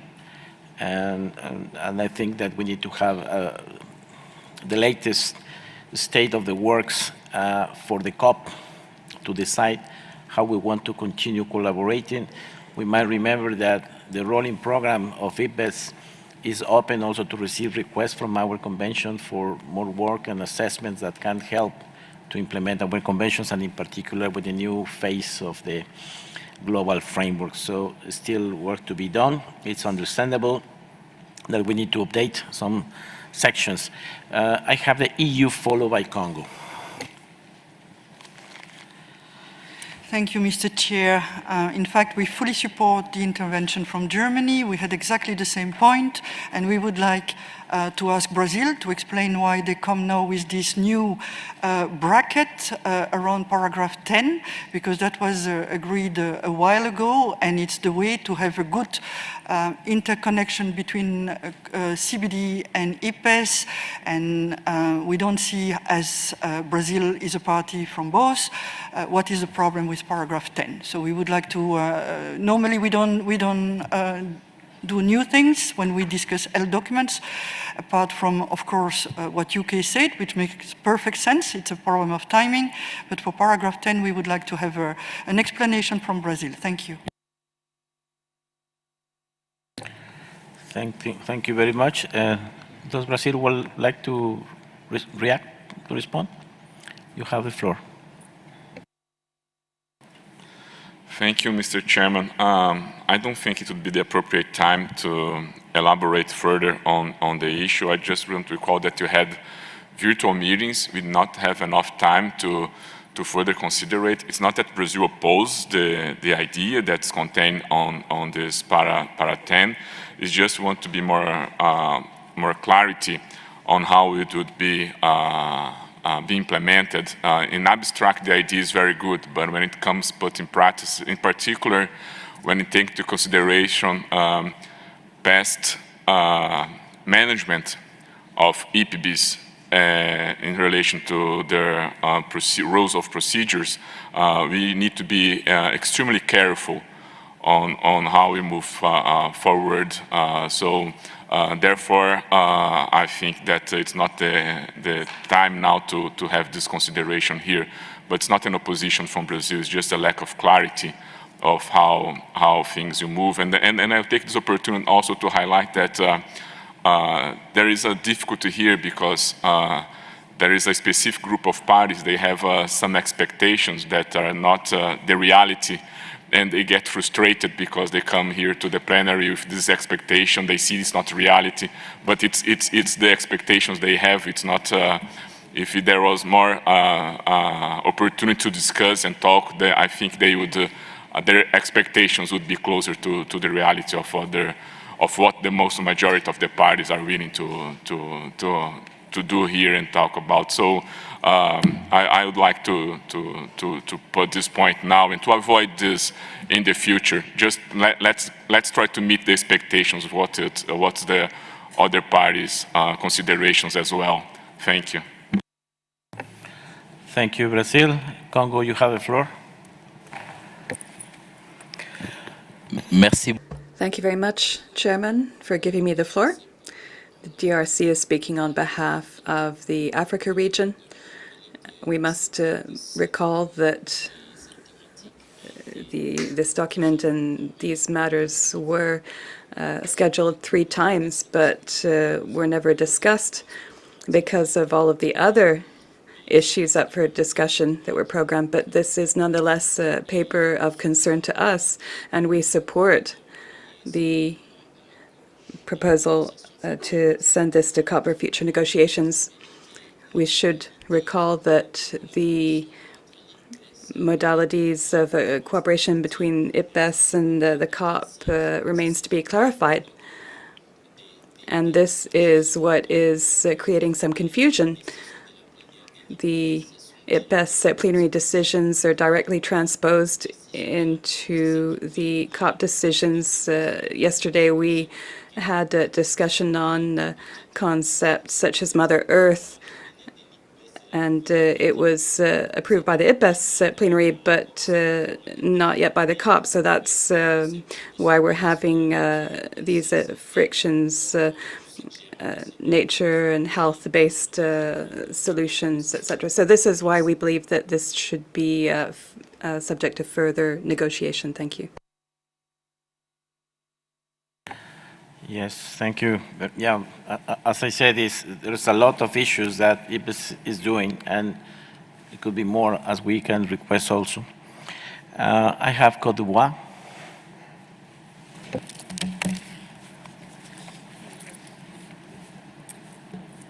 Merci. Thank you, Chairman. Côte d'Ivoire agrees with the statement made by Congo. This text should indeed go to COP with the brackets, because we see that a number of elements that should have been discussed some days ago were not discussed because of the very heavy agenda. For example, in paragraph 9, from 9 to 13, this text needs to specify which executive secretary we're talking about, because IPBES also has an executive secretary, and upon reading these paragraphs, I was completely at a loss. So I don't know who is doing what according to this text. So we think that this text should also mention a number of IPBES assessments relating to transformative change processes underway. And as you said, the IPBES program is evolving, and there's expected to be a plenary in July, and we should know more between now and then, and we'll have a better understanding of this text. Thank you. Thank you very much. I suggest then to adopt the document with all these brackets. I still have Gabon, but if Gabon is also reiterating that we should keep with brackets and move on, you have the floor. Merci, monsieur. Thank you, Chairman. Gabon would like also to support the position of the DRC on behalf of Africa. We would very much like for cooperation between IPBES and CDB to happen, but we would have liked to have discussed this paper because there are substantive issues that haven't been thrashed out. And as DRC said on behalf of Africa, this paper needs to remain in brackets. Thank you. Thank you very much. I don't have more requests from the floor, so I suggest to adopt this document with brackets. I see no more oppositions or requests, so this document L4 is adopted. Now I'll give the floor to Ms. Simone Schiel on behalf of IPBES to deliver a statement. So Simone, you have the floor. Thank you, Mr. Chair. I would like to provide some information with regard to the timing of events under IPBES. The 9th session of the IPBES plenary will be held from the 3rd to the 9th of July 2022 in Bonn, Germany. At that session, the plenary will consider, among other items, the assessment of the sustainable use of wild species, the assessment on values, and the scoping report for a business and biodiversity assessment, as well as work plans for the 5 IPBES task forces. The 10th session of the plenary is scheduled to be held in April or May 2023 in Madison, Wisconsin, United States of America. At that session, the plenary will consider, among other items, the assessment of invasive alien species. When the plenary in 2019 adopted the IPBES rolling work program up to 2030, it emphasized that the work program is a rolling one and decided that it would include additional deliverables into the work programs at its future sessions. In that context, the plenary decided, on the one hand, to reconsider at IPBES 9 in July 2022 requests for a second global assessment of biodiversity and ecosystem services, and an assessment on connectivity, and on the other hand, to issue a call for future requests following IPBES 9, that is in July 2022, and to consider any additional requests received at IPBES 10 in April or May 2023. Considering that the 15th meeting of the CBD COP is anticipated to be held after IPBES 9, the IPBES plenary may decide to consider the requests for a second global assessment and an assessment on connectivity, together with any additional requests received at IPBES 10 in 2023. The Conference of the Parties to the CBD may therefore plan to provide further detail on its requests for a second global assessment of biodiversity and ecosystem services, and consider requesting any additional deliverables from IPBES which could support the implementation or monitoring of the post-2020 Global Biodiversity Framework. Thank you, Mr. Chairman. Thank you very much, Simone, on behalf of IPBES. And please be aware then, colleagues, that we have this year a plenary meeting and also in 2023, where we can put together our ideas for a second global assessment that can help progress on the global biodiversity framework and any other particular deliverables that we will need in our convention.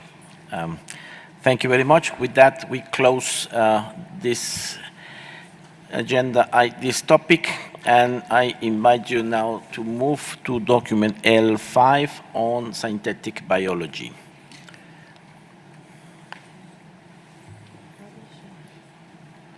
I'll give a minute if you need to switch people.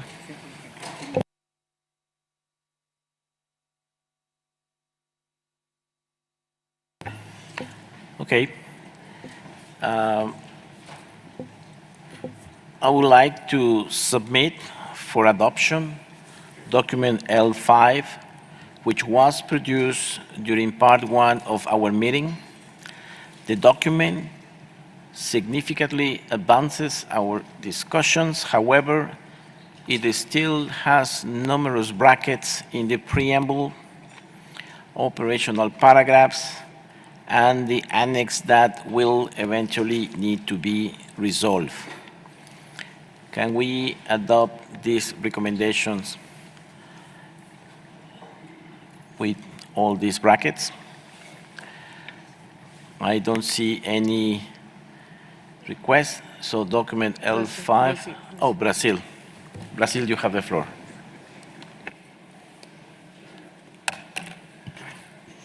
Thank you, Mr. Chairman. I apologize, but we cannot. I recall that in the first virtual session, you made a decision on when you create the contact group and the mandate that prejudiced negotiations. And I call your attention for that at that time. We tried to act as constructively we could on that opportunity, always highlighting that there is no consensus on the criteria if this issue is a new and emerging issue under CBD procedures. And this old document, the way it was prepared, it is prejudiced this ongoing negotiation. And because of the way you decided to conduct this. So therefore, Brazil cannot accept this document to be adopted. We request it to be fully bracketed. Thank you.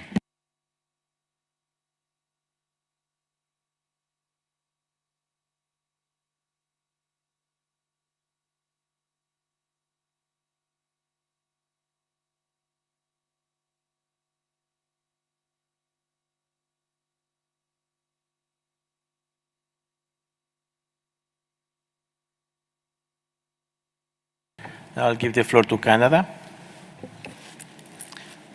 Thank you, Mr. Chair. Sorry for coming in on this. Our recollection of how we usually deal with L documents is that it's a discussion about whether or not the L document is an accurate reflection of discussions at the CRP level.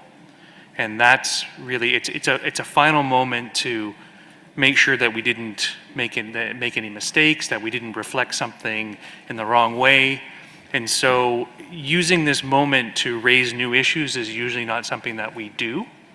Of course, often the chair of the meeting, as you've tried to do on several agenda items, can use that moment to try to resolve issues quickly, but certainly not a moment to kind of resurrect discussions that we had at the CRP level. And so we would be completely supportive of, on this and on all items, moving forward with the square brackets as is. Thank you. Thank you very much. Egypt, you have the floor. Good morning, everyone. Good morning, Mr. Chair. The issue of synthetic biology is very, very crucial, and it is moving and advanced very, very, very quickly. If we listen to what's already said by Canada, it makes sense. That's why L document we think, should be accepted as it is, and have to be sure that it reflects what already happened during the CRP preparation. Otherwise, we are wasting our time. We could finish the work in 5 minutes, for example, and we said, okay, put everything in brackets. This is not the way how we should work. We need just people to be a little bit more flexible in a way. Something good go to the cup. Thank you. Thank you very much. Give the floor to the EU. Thank you very much for giving me the floor. We fully support Canada's position on this issue. So it should go ahead with the current brackets. Thank you.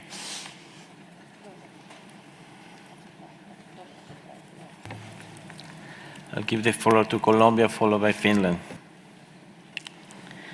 Thank you, Mr. Chair. Just to mention that we support the statement made by Canada and Egypt on how to proceed with this document. Thank you, Chair. Thank you, Colombia. Finland, followed by France. Thank you, Mr. Chair. We would also like to support what Canada and Egypt later said about our work. Thank you very much.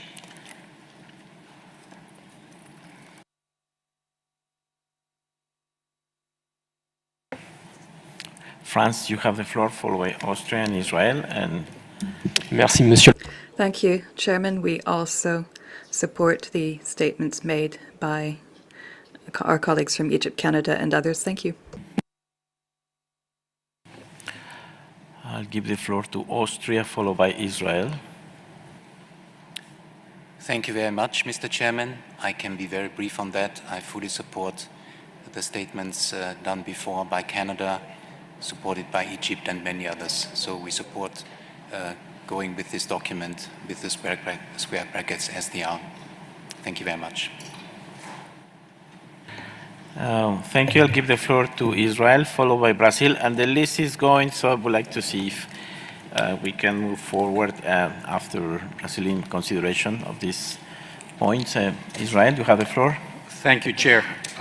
We too would like to strongly support the position that was presented by Canada, Egypt, the EU, and others, and we would remind the Chair that consensus is not unanimity. Thank you.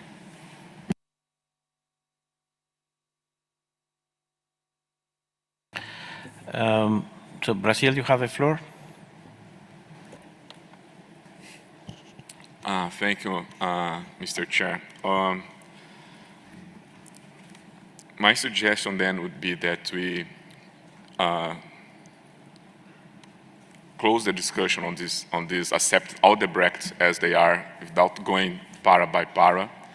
If it would be acceptable, we could move on this direction. But I also want to take this opportunity that my delegation is not comfortable on the way this discussion was conducted.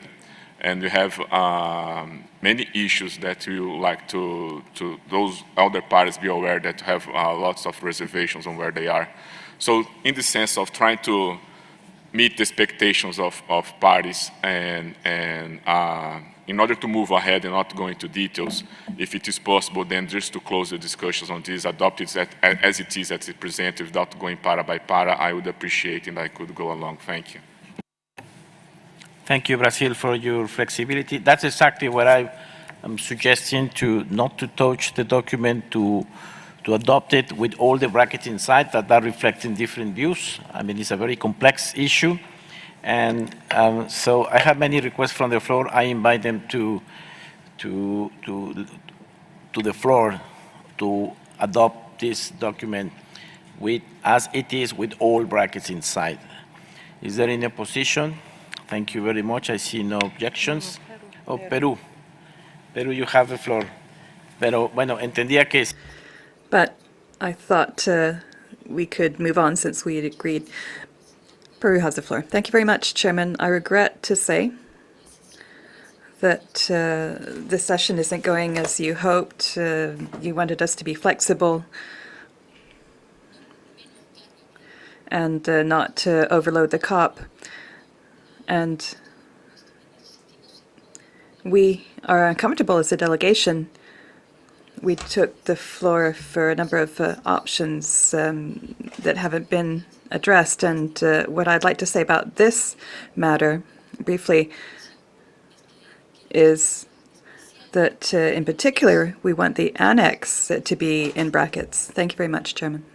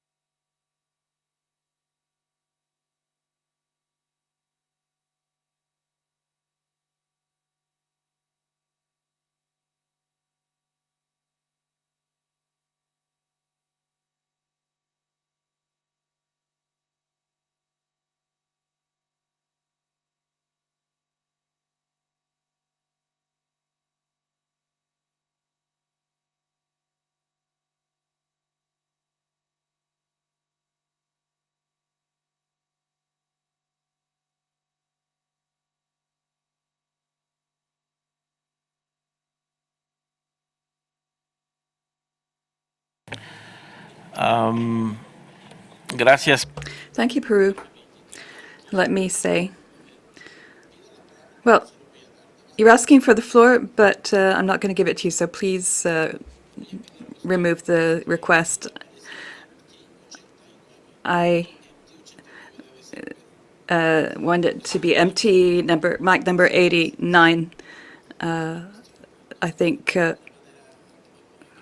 I didn't mean to deprive you of the floor, but it said mic 89 empty, and so that needs to be corrected by the technicians. Regarding your suggestion, if you look at the annex, it has two sections, one very small one that has some brackets, and all of B, the terms of reference, which are in brackets, and so as not to change the rules, and since we're adopting the paper with all the brackets and hopefully without adding any brackets, I hope that meets your request. I suggest that we adopt the paper as is with all of the brackets and not add any or take any out. If you can agree to that, I think practically the whole annex is in brackets. So if there are no objections, paper L5 is adopted with all of its brackets.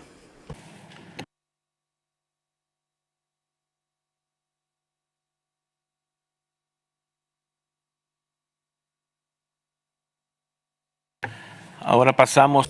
Now let's move on to paper L6, Risk Assessment and Risk Management of Living Modified Organisms. Document L6 was produced during part 1 of SBSTTA. The document represents an advance on discussions. However, it still has brackets in the operational paragraphs and in the annex, which eventually have to be resolved. So this is a very similar situation that previous document. So I submit for adoption document L6 with all brackets included.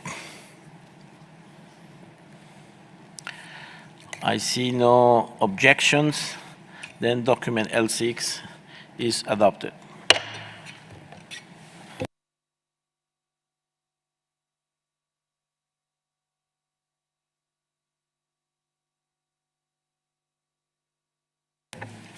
We now move to document L7 Ref 1 on biodiversity and agriculture. Just give me a second to get my document.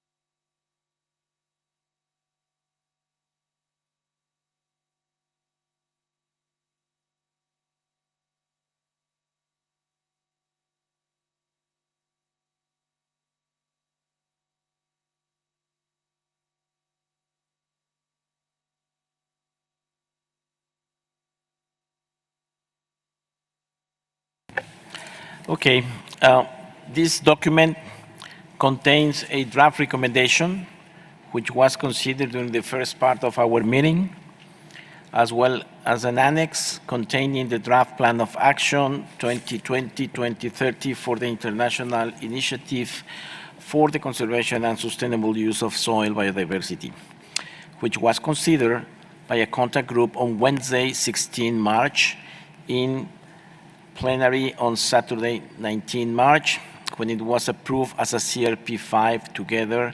They comprise document L7 Ref 1. Several paragraphs of the draft recommendation contains brackets, and the annex has several cases where alternative wording is suggested.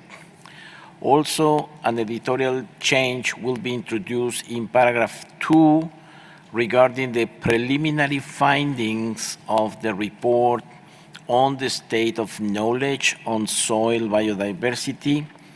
The word preliminary will be deleted as the findings of the report have since been published. So I submit for adoption document L7 Rep 1 with all the different brackets inside. Can we adopt this recommendation? I see Argentina and Australia. Argentina tiene la palabra. Muchas gracias, señor. Thank you very much, Mr. Chairman. We would like to make a comment regarding the brackets that we had requested, but which we do not see in the version that we have of the document. This is for paragraph 20D of the annex. The global actions, where it says, under little d, prepare a global assessment of soil biodiversity based on the compilation of national information captured, etc. We would like to place under brackets that specific test. We had already requested that earlier. Could that be done, please? I would like to thank Argentina. You had requested this earlier, and this does not appear in this version. Yes, indeed, it would be correct then to modify that. You are right to bring that up. Is there anything else? Thank you very much. Thank you, Chair. I just have a small addition for consistency with one of our comments that we did bring up in the contact group. So it's in element 3 of the annex, and it's around the free, prior and informed consent language. So in element 4, under the rationale, there are 2 options for a definition of free, prior and informed consent. And just for consistency, I would like to add in an alternative option in paragraphs 3.8 under element 3 to add in, so currently the text reads free, prior and informed consent. In paragraphs 3.8, I would like to add in brackets an alternative option of that tripartite definition, which is with prior and informed consent, comma, free, prior and informed consent, or approval and involvement. Is that clear? Right, you got it. Secretariat is noting where you want this inclusion. Right. All right. Now I give the floor to Brazil. Thank you, Mr. Chairman. Also, a few comments that we've been presented and not incorporated on the para 20G. The reference to food safety. I'd like to put that on brackets. Then also on para... Excuse me, Brazil, can you indicate for easy access? Yes, it's para 20. Which page? Letter G, and the line before the last, it says food security and food safety. I would like to ask brackets on and food safety. It's not related to soils, sustainable use of soil, and as you've mentioned before. And then on para 1.8 also, we request this put in brackets because, as you said, there is no clear linkage between soil biodiversity and human health is being treated in different documents in SBSTTA. And as well as 2.2, for the same reason, we've asked the brackets in the final part of this paragraph that there is a reference to human health and well-being. The same argument we made, and yes, these were the brackets you have to be included in this document. Thank you.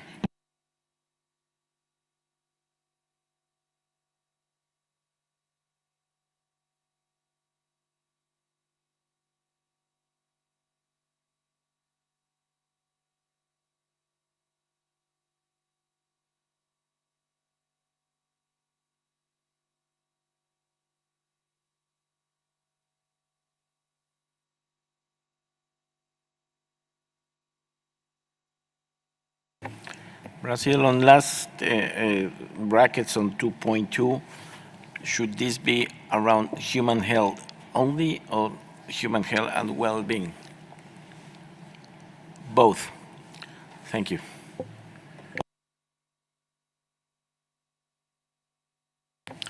Well, I don't have more requests from the floor. Then I would like to submit for adoption with all the brackets and amendments now, or precisions, for adoption of document L7 Ref 1. I see no objection, so the document is adopted.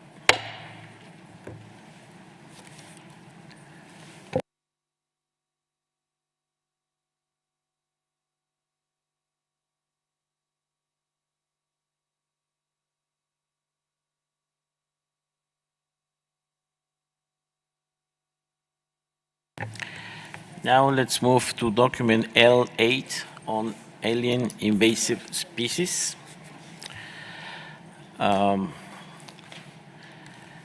contains the draft recommendation on invasive alien species, item 10, produced on the basis of document CRP 7, which was reviewed in plenary last Wednesday. I submit for adoption document 8 as it is. Can we adopt this recommendation? I have Israel, followed by Australia.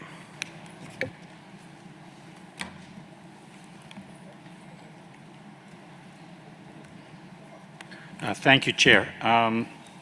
The document is fine. There's just one small change which we think would better, maybe perhaps to our recollection, reflect the discussions that were in the group. And this is in the operational paragraph 7. The paragraph speaks of large-scale release of aliens, and there's the term change of pathways in brackets. And to our recollection, there was no objection to that change of pathways, and we would ask to remove the brackets just from that small paragraph, small phrase. Thank you, Chair. Thank you, Israel. So can we go along on deletion of brackets in paragraph 7 on changes of pathways? If there is any opposition, please raise your hand, because I have people I have countries in the list.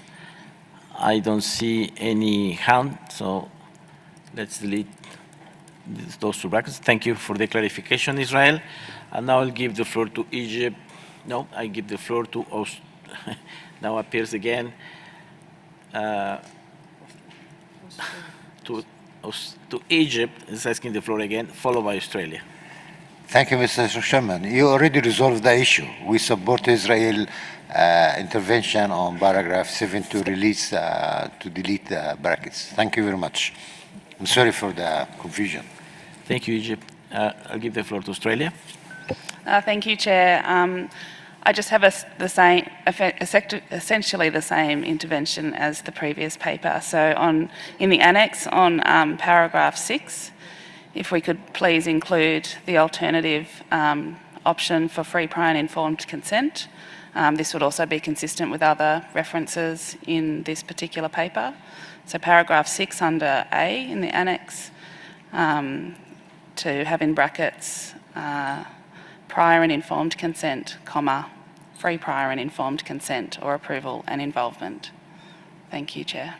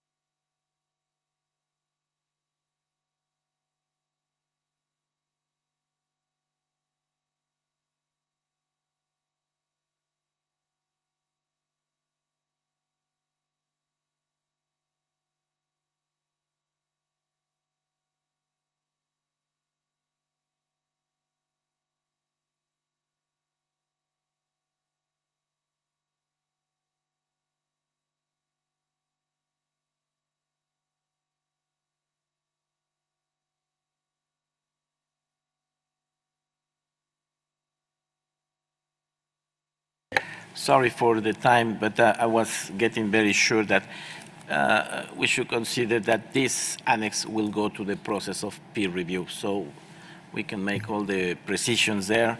And of course, this will reflect the standard language on these points. So either we can, if there is no objections, we can include this because it's the use of standard language, or keep it clean. And when we go to the peer review phase, we're gonna have it. But so far, it's already Secretary identified the place. If we agree to use this language, we can continue. And I invite the floor to adopt the document with all the brackets inside, as it is, and with this small amendment. I see no opposition. EU, you have the floor. No, sorry, it's French. I was on the wrong chair. I'm sorry, Chair.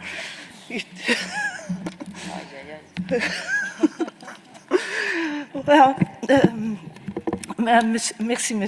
Thank you, Mr. Chairman. I have a question on the annexes.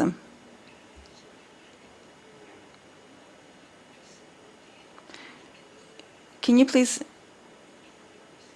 tell us what the procedure would be for the annexes here? Will they remain between brackets? In line with what we have agreed at the last plenary. Thank you.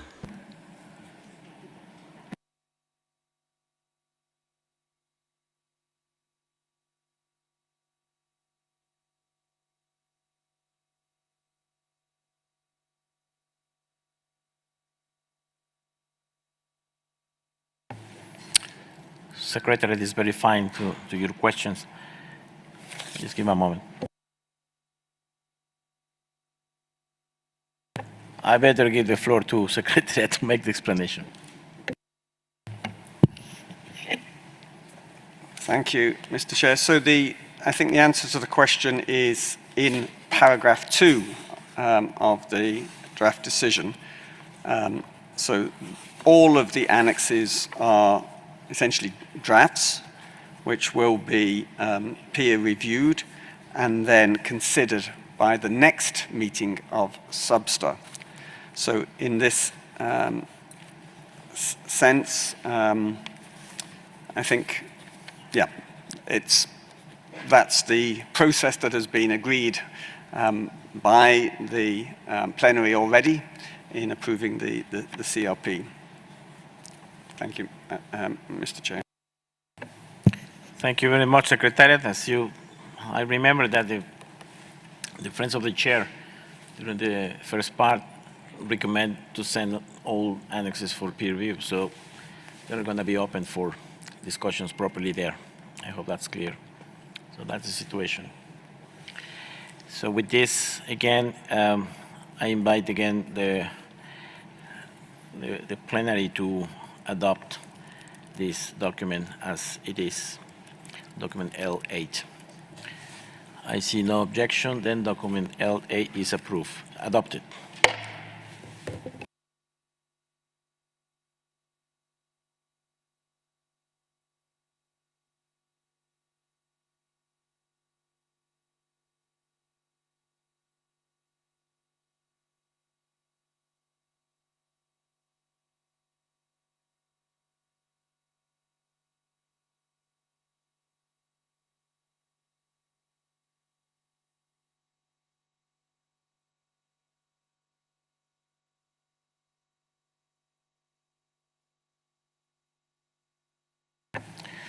Now we move to document L9 on biodiversity and health, which contains the draft recommendation on biodiversity and health to the COP. As you will recall, COP document CRP 12 on biodiversity and health was reviewed last Friday in plenary, following the deliberations of the 3 contact group meetings and 2 meetings of the Friends of the Chair. During the plenary, additional brackets were inserted in the 3 preambular paragraphs and the 3 operational paragraphs, including paragraph 5, which outlines the steps for requesting the Executive Secretary to complete the work pursuant to Decision 14/4. So again, I submit for adoption document L9. And I see Namibia followed by Norway. Thank you, Mr. Chairperson. In the midst of unexpected eventualities and between the chaos of a sudden change of our lead negotiator on this particular item, led by Namibia on behalf of the African group, and being particularly disoriented during this discussion, the Chair requested Namibia to submit the language of the document at the very late hour. Unfortunately, we had no time to discuss this document, and due to the inorientation, I've submitted a certain language that was not what I had to present in this plenary, in the contact group. However, on the request of the Secretariat, we have submitted the correct language. We looked at the document that we have received now on L9 and realized that DSI is still an important issue for Africa. We can agree to the internal brackets in the text on all the other insertions that we have made in the interest of saving time, but we would like to refer the Secretariat to our submission on the document, particularly on item 5A. And on the last paragraph in the 3rd line, we would like to insert the language after genetic resources. We would like to insert the language digital sequence information and associated traditional information, of course in brackets. I so submit, Mr. Chairman. Thank you so much.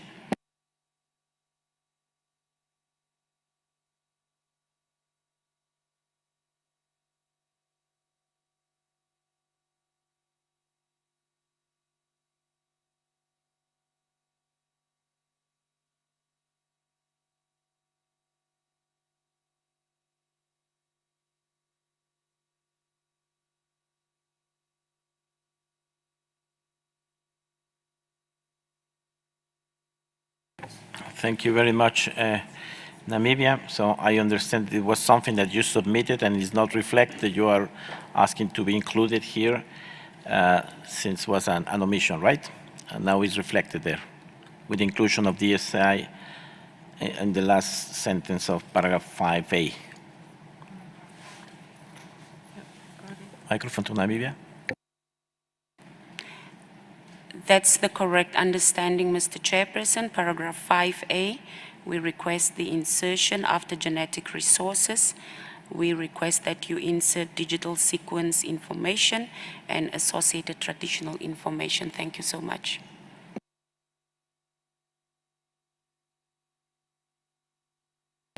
Thank you very much. Now I have Norway followed by Russian Federation. Thank you very much, Mr. Chair. In order to obtain coherence with decisions in the World Health Organization regarding pandemic prevention, preparedness and response, we're asking for one deletion in the preambular. This is the preambular paragraph 6, starting with recognizing that the COVID-19 pandemic, etc. In the last part of that para, we request a deletion of the 2 words equal and. It will read, and the need to address inequities in global health, including with respect to equitable access to medicines, vaccines, diagnostics, etc. The wording will then be appropriately aligned with the decision of the World Health Assembly, which established a negotiating body for a new pandemic instrument, as well as with the Human Rights Council resolution adopted in March 2021. Thank you, Mr. Chair.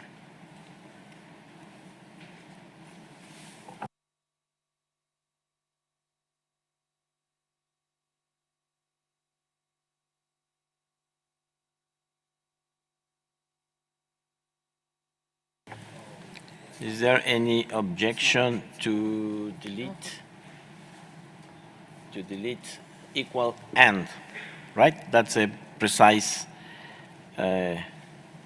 request.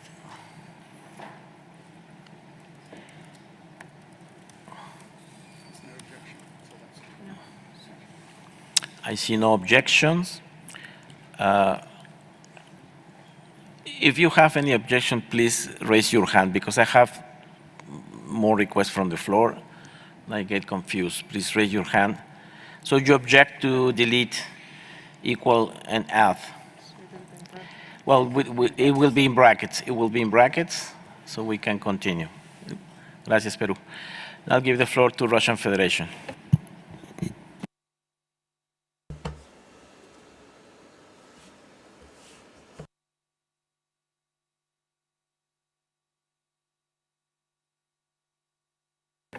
Microphone to Russia, please.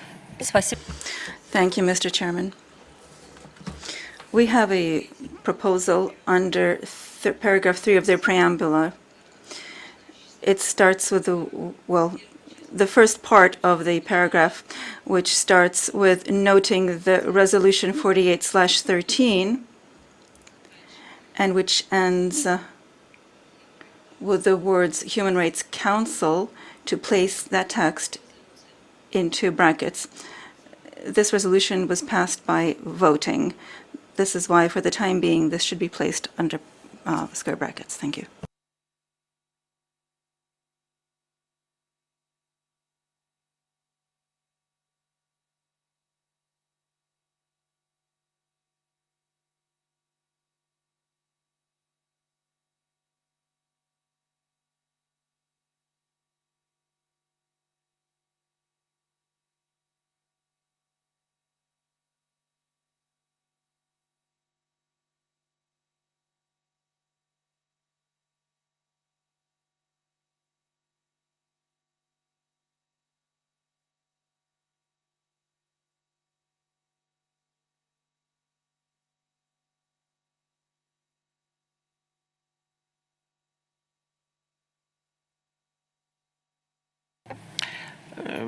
Thank you, Russian Federation. As you might remember, this paragraph was discussed lengthily, and it was some common understanding into maintain as they are. So I'm wondering if you still want to have these brackets, or you can be flexible and keep the language as agreed in our last session. It was discussed lengthily. So if there is some flexibility, and maybe we can live without the brackets, this part, and to maintain the balance, I'll appreciate, but I'm in your hands. Russian Federation? Thank you, Mr. Chair. Also, after the plenary, we had a very lengthy discussion within our delegation, and we consulted with the capital, and for now, my instructions from the capital is to place this text in square brackets. I hope that at a later date, we will be able to find a solution. Thank you. Thank you, Russian. So we keep this paragraph with the brackets requested by Russia. Now I give the floor to Bahamas, followed by China. Thank you, Mr. Chair. The Bahamas notes the inclusion of One Health embedded throughout the entire document. Several countries, including ourselves, have noted our reservations with the One Health approach. Given the degree of inclusion in the document, we would like the whole thing bracketed. Thank you.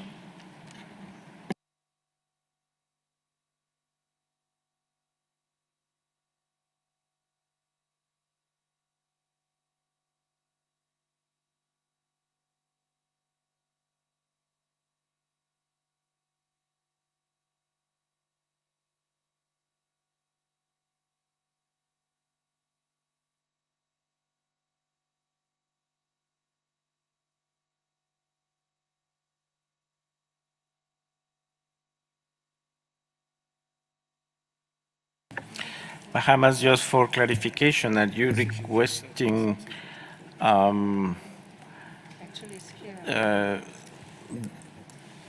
deletion, well, to bracket the mentions here or the whole document? It's not clear to me. And please.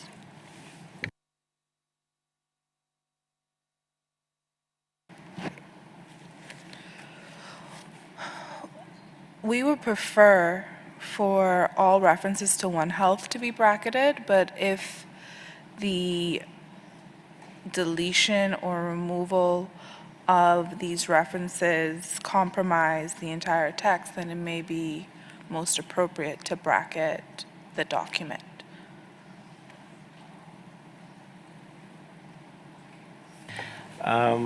There's a precedent on the recognitions of this concept in the previous COP decision. I think it's important, so I'll ask the Secretariat to explain where we are in that sense.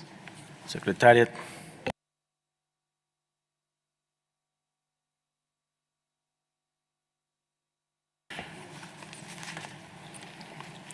Thank you. I think in COP12, the COP welcomed the One Health approach. In COP13, COP re-emphasized the value of the One Health approach. And at COP14, the COP welcomed guidance on incorporating biodiversity considerations in the One Health approach. So COP12 recognized the value of the One Health approach, re-emphasized that at COP13, among other holistic approaches, and at COP14, welcome guidance on integrating biodiversity into the One Health approach. Thank you, Secretary. So I invite you to bear this in mind because it's been a lot of work, and I'm sure this is a very important issue, and we will consider all this at the COP, and it's been important progress on this. I have a list of parties requesting for the floor. I'll give the floor to China, followed by Canada and France, and still more parties. China, you have the floor. Thank you very much, Mr. Chair, for giving me the floor. China would like to appreciate your reinstatement on the compromised language on the third paragraph of this document, because it was with great efforts of the friends of the colleagues and several rounds of discussions of the plenary and etc. And after having discussed with some of the delegates and listened to the statements, comments from the other delegates, and China, in order to facilitate the discussion, we would like to provide a way out by removing the first half of the paragraph 3 from noting the resolution until also. And it will leave the language by noting the resolution 5/11 on biodiversity and health of the United Nations Environment Assembly, and add 5.2, because that's the second part of the UNIA 5. Thank you very much.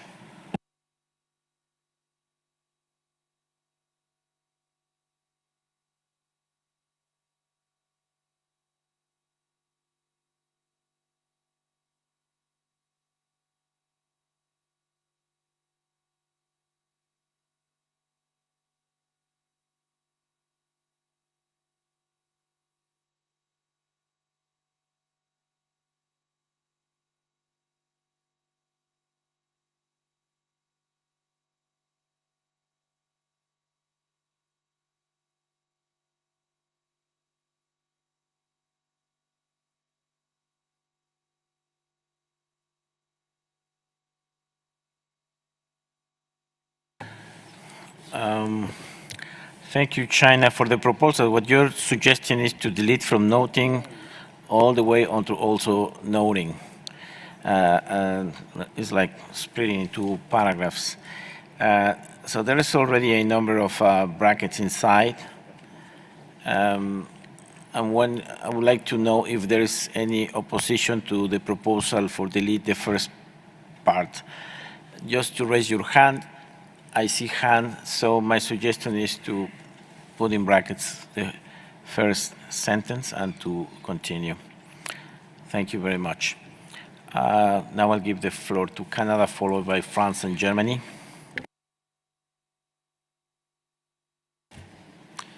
Thank you, Mr. Chair. Again, sorry for coming in on this again.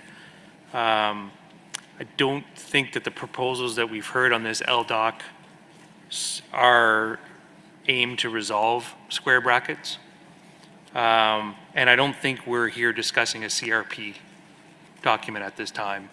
So unless there's proposals, I would beg you to please try to help us to focus our discussions on resolving square brackets, not adding more.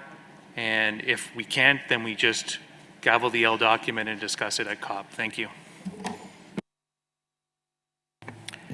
Thank you, Canada. That was my intent. If we can gavel the document as it is. I'll give the floor to France, followed by Germany and Mexico. Merci, Monsieur. Thank you, Chairman. Regarding the proposal to put brackets around One Health, France would like to recall the efforts and compromises reached during the Friends of the Chair sessions and point out that the compromise on reference to the One Health definition was to insert taking note. So we would like to see those brackets deleted. Thank you, Chairman.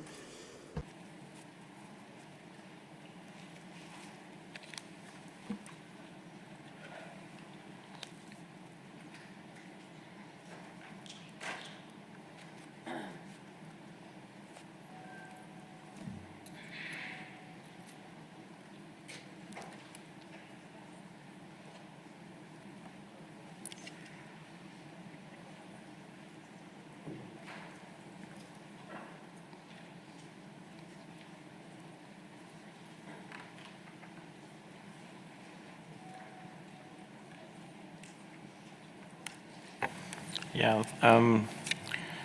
So far there is no brackets in that paragraph, France. The only brackets we have is still on the paragraph referring to resolution. So no brackets there yet, and who won't be.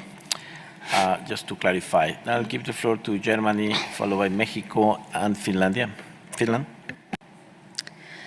Thank you, Chair, also for this last clarification, and Germany would like to support the intervention just made by France. And Germany also really regrets that after quite frustrating work in the contact groups and Friends of the Chair on this topic of biodiversity health, which is quite puzzling to us in the light of the current pandemic, that this has become such a watered down text now, and we really have now a minimal compromise on the text on the table, and we would have liked to go with your suggestion to just adopt it as it is and send it directly to COP. However, now we have all these new suggestions for brackets and new texts. So we would just also like to clarify whether all the new text that has been proposed is in brackets. That was a bit quick to us. Thank you very much, Chair. Thank you, Germany. Let's try to be practical. México tiene la palabra. Mexico has the floor, followed by Finland and Colombia. Just to share the concerns of both Canada, France, and Germany. We've had lengthy discussions on the health issue, and there was no mention whatsoever in those groups about a concern on the One Health approach, and thank the Secretariat for reminding us that COP has already endorsed One Health approach, so there should be no problem for including this concept very lengthy in this target. So it would completely compromise the document if we were to put in brackets everything related to the One Health, and so we would also support going forward with the document as it is with the brackets that we already have and not keep adding brackets. Thank you very much. Muchas gracias. Thank you very much, Mexico. Well, I suggest that we go back to the idea of approving this paper with the original brackets and not to get into discussions that contradict prior decisions of the COP. I give the floor to Finland. I think you were the facilitator and you worked on this paper for many days, and then I'll give the floor to Colombia and the Central African Republic, Finland. Thank you, Mr. Chair. Maybe on the One Health, I mean, first of all, we relate that to decision 13/6 and 14/4, and then, of course, the new development that has been made on that. And we, in the preambular paragraph, which acknowledge this new One Health, after that, we are using One Health and among other holistic approaches. So I think that covers the concern. On the other hand, if you read what the One Health, which we acknowledge, includes, it's, I think, definitely a very broad and a very good definition, which UNEP, FAO, and all these organizations and the expert panel has been working with. Secondly, on the procedural issue here, I think we have been putting 12 to 14 hours on this document now. And at this late stage, I think we would have been, the co-lead, Helena Brown and myself, would be very happy to get this in a little bit earlier stage if there are concerns. But to come into a meeting where the L document should be adopted is, of course, up to the party to decide, but this makes our work definitely very, very difficult here. And I think this is an issue, but I think we should, noting also the China's issue and also now raised by Russia, that was an issue which was discussed, and that's understandable that it is in brackets because it's using the wording here does differ from where it has been related in other documents. I think what would be very important for the parties is to concentrate on the operative paragraphs in this document, which is the request on what we are going to do. We did not fulfill the mandate from 14/4 on having a clear messages, nor a global action plan. And what we are coming up with is at least an intention to continue this work, which in the fact of this pandemic situation we have been into would be a quite important task also for this convention from biodiversity point of view to look at. Thank you, Mr. Chair. Thank you very much, Finland, and your plea to go and recognize the progress done, and that we need to keep working. And in particular, paragraph 5 is requesting to move forward and to take into account all the progress here and to have a revised version of this in fulfillment of COP decisions. So I invite you to help to move forward on this topic. This is a very important topic, and so far what we have is not clearly giving the instructions to continue to the COP and the Secretariat, but we need to keep working on this. I give the floor to Colombia, followed by Chile and the US. Thank you, Mr. Chair. We would like to add our voice to what was expressed by Finland, Mexico, Canada, France, and Germany. We share the same concerns. We believe that we have to respect all the work that has been done. We started with a draft action plan, then was not agreement on that, and the colleagues prepared that document the decision that we are discussing, that was only 2 pages. There were 2 sessions of the Friends of the Chair, 3 contact groups. So we support your proposal to keep the brackets as they are. not to raise another issues and send that document as it is to the COP. Muchas gracias, Colombia. Chair. Doy la palabra. Thank you very much, Colombia. I give the floor to Chile, followed by Egypt and the United States.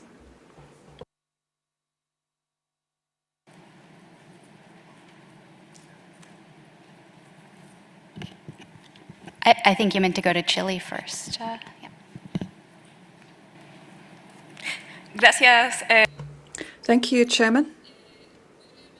Very briefly, we would like to support what was said by numerous delegations and the facilitator, recalling previous decisions of the COP and the intensive work carried out on this item.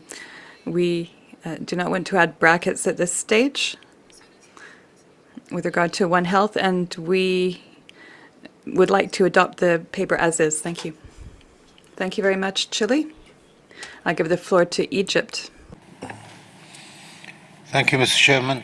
We too realize that we have very clear mandate from Cancun and Sharm el-Sheikh meetings, and we have to stick to them. We have to recognize that many work have been done over the last couple of years, and incredible efforts were made during this meeting. So we support the statement given by Finland and other previous interventions as well. Thank you, Mr. Chairman. Thank you very much. I see that the list of requests is growing. So we have this situation. Originally, I invite the floor to adopt the document with brackets already there with no amendments. Then it's been the suggestions for some brackets on the paragraph on noting the resolution 4813 and another bracket on equal and on recognizing so far. And that's my recollection, so please not to add more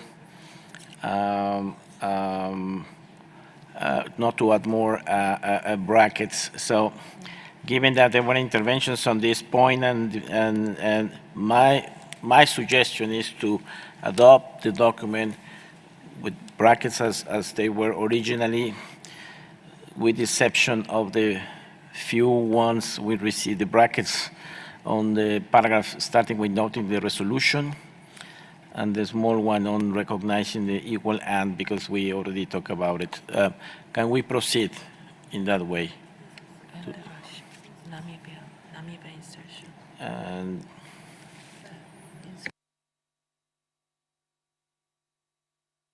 oh yes, and the insertion from Namibia? Yes. With those amendments, can we adopt document L9? I see no objection, so document L9 is adopted.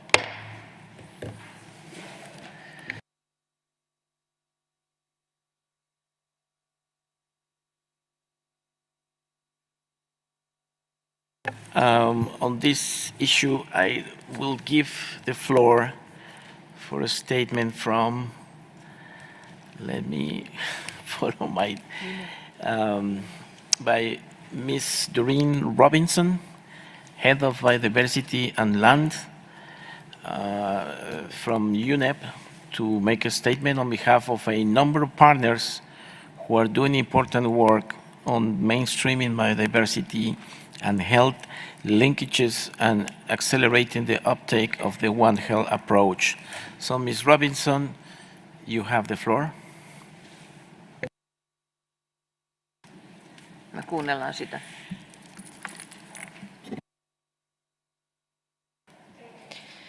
Thank you, Chair. UNEP is making this statement on behalf of the Quadripartite for One Health, consisting of the Food and Agriculture Organization, the World Organization for Animal Health, UNEP, and the World Health Organization. We are also making this statement on behalf of the Nature for Health Multi-Partner Trust Fund Partnership, which includes UNEP, UNDP, WHO, OIE, IUCN, EcoHealth Alliance, and the Multi-Partner Trust Fund Office. The Secretariat of the CBD is also a member of the fund. Biodiversity is at the core of human, animal, and planetary health. The drivers of biodiversity loss threaten the lives and well-being of all species on this planet. We note that the sustainable management and use of biodiversity plays an essential role in food security and nutrition, climate and disease regulation, and other health co-benefits. Implementation of a holistic, multi-sectoral approach to health and well-being, known as the One Health approach, is an important means to support biodiversity, health, and associated sustainable development outcomes. Collectively and through our respective agencies, we commit to supporting these co-benefits and to seek input from our respective constituencies to maximize coordination and synergies.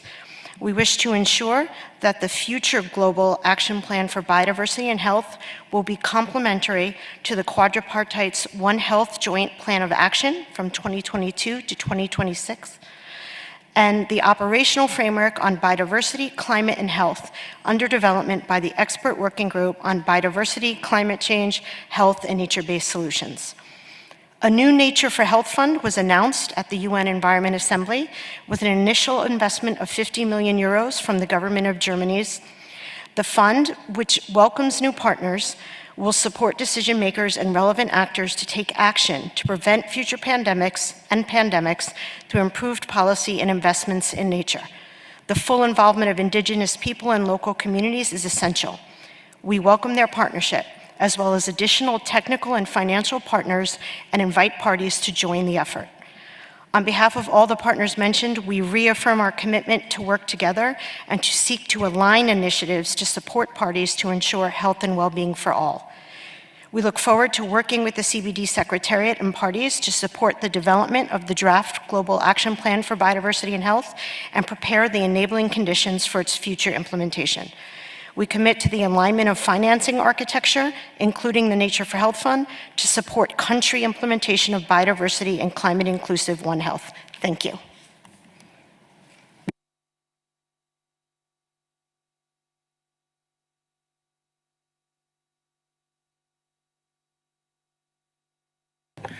Thank you very much. So with this, we close these conversations on health, and now we move to document L11 on Epsos, ecologically or biologically significant marine areas. We will turn our attention to document L11, which contains the draft recommendation. You will recall that we prepared CRP4 Rep 1 following discussions at part 1 of our meeting and a meeting of the contact group here in Geneva, but that unfortunately we did not have time in plenary to review the CRP, and instead we agreed to transmit to COP together with any further submissions from parties received by the end of Friday.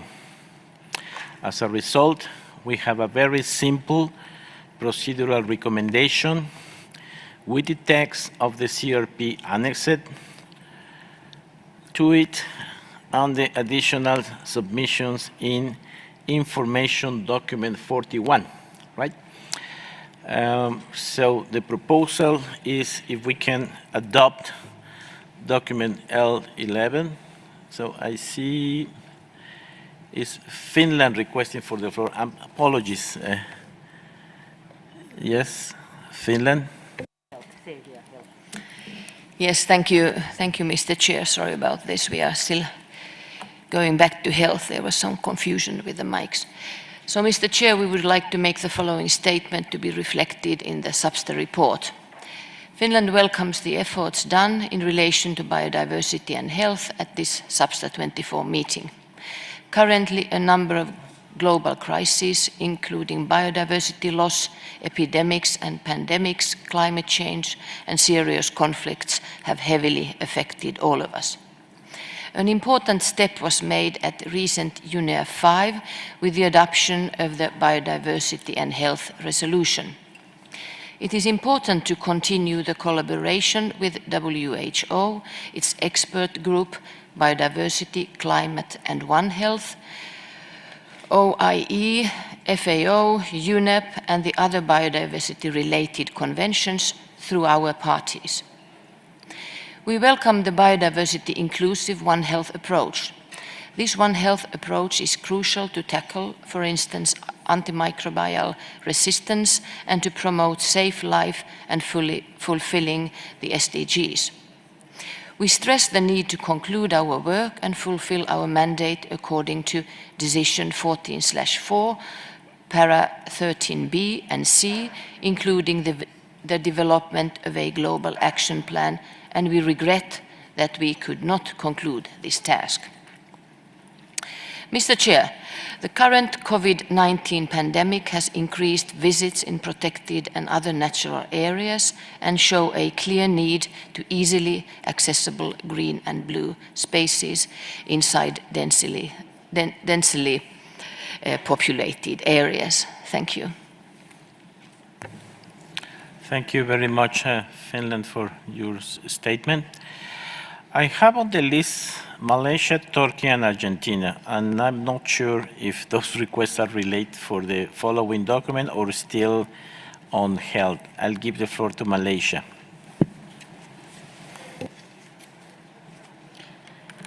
Thank you, Mr. Chair.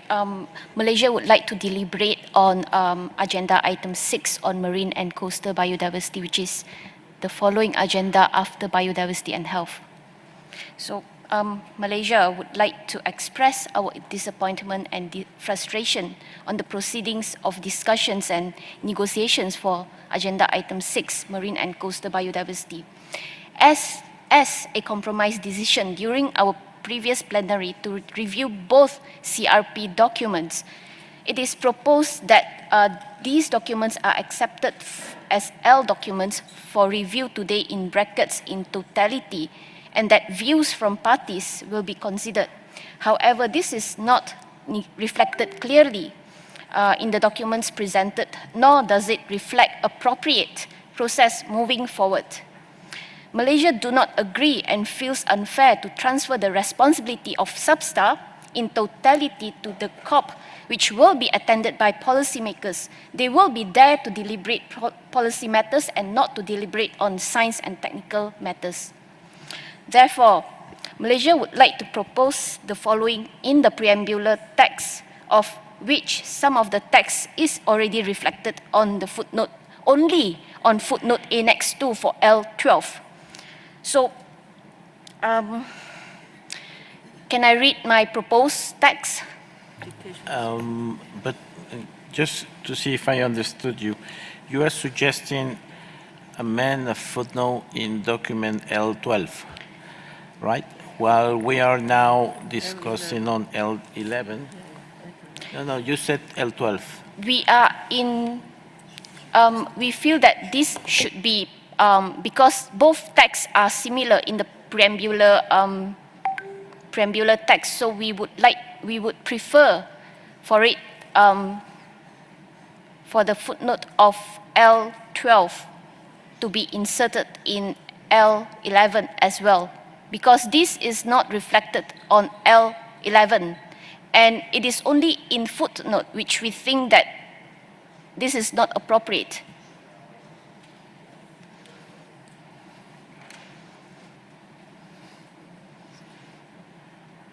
So please proceed with the text for the footnote to be included in the same way as we have it on document L12. Please proceed. Thank you, Mr. Chair. Malaysia would like to insert in both L11 and L12 one bis. Takes note that work for Annex for L11 and Annex 1 for L12 were not completed due to the extraordinary circumstances resulting from the limitations on in-person meetings caused by COVID-19 pandemic, the need to urgently negotiate the post-2020 Global Biodiversity Framework, and the need to schedule a meeting in consideration of delegates who participated in the recent 4th session of the Intergovernmental Conference on Marine Biodiversity in Areas Beyond National Jurisdiction, BBNJ-ICG4. 1/3 further notes that this practice would not set a precedent for future and sufficient time for thorough deliberations will be allocated to allow fair, just, and equitable negotiations. 1 Quad requests the Secretariat to facilitate work before COP15 in Kunming, China, to deliberate on unresolved issues, as per my statement earlier that it is unfair to transfer responsibility of SBSTTA to COP. In addition, Malaysia would like to amend Para 2, transmits the work facilitated by the Secretariat before COP15 to the COP for consideration at its 15th meeting with a view to adopt the decision on this matter. Thank you, Mr. Chair.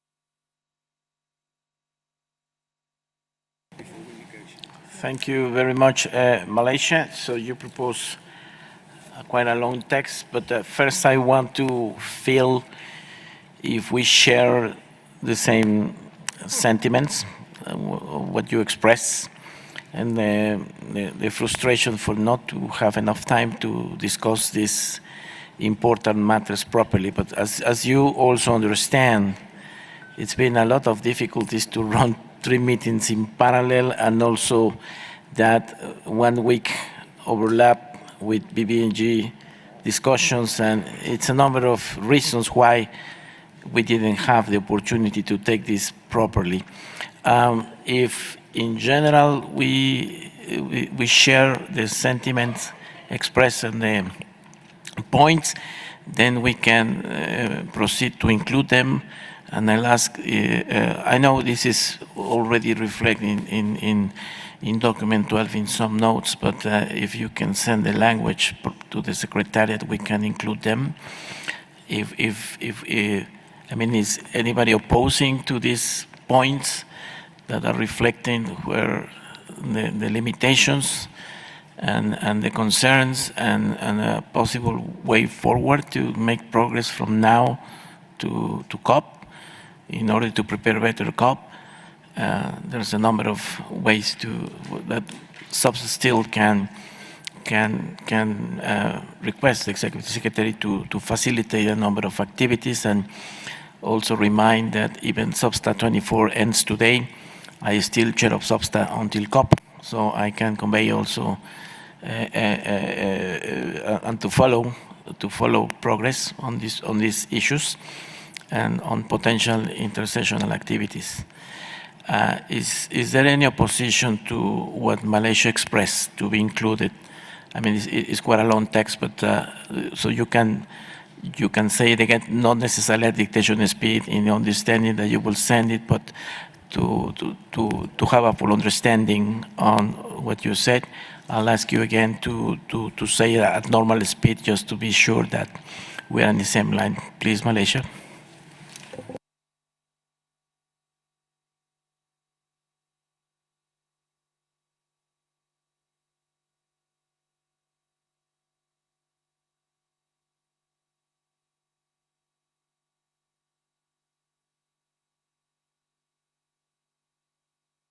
Microphone to Malaysia, please.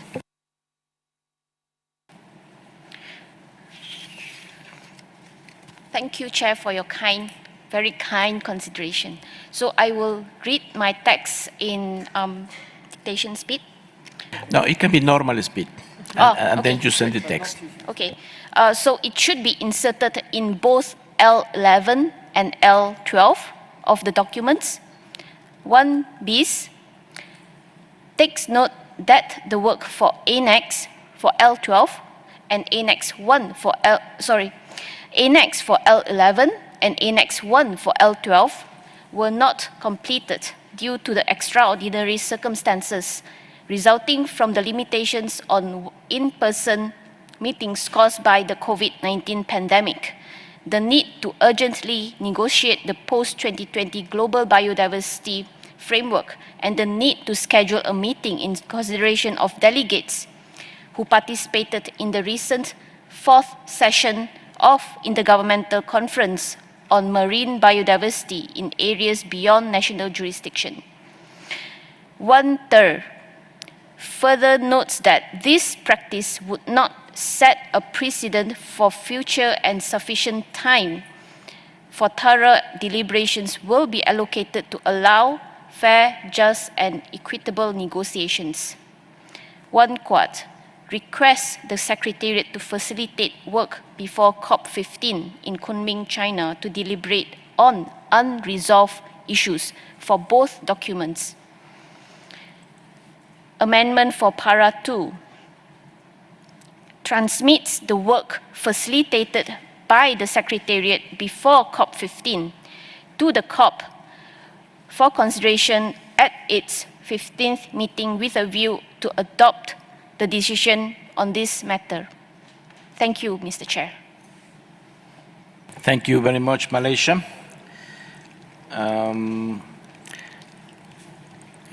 I hope we all share these sentiments. Now, I have a long list of speakers requesting for the floor. We should close by 1:10, so I'll give some intervention, but first I'll give the floor to Seychelles, who was actively participating as a co-lead and also in the informal consultation. So Seychelles, you have the floor.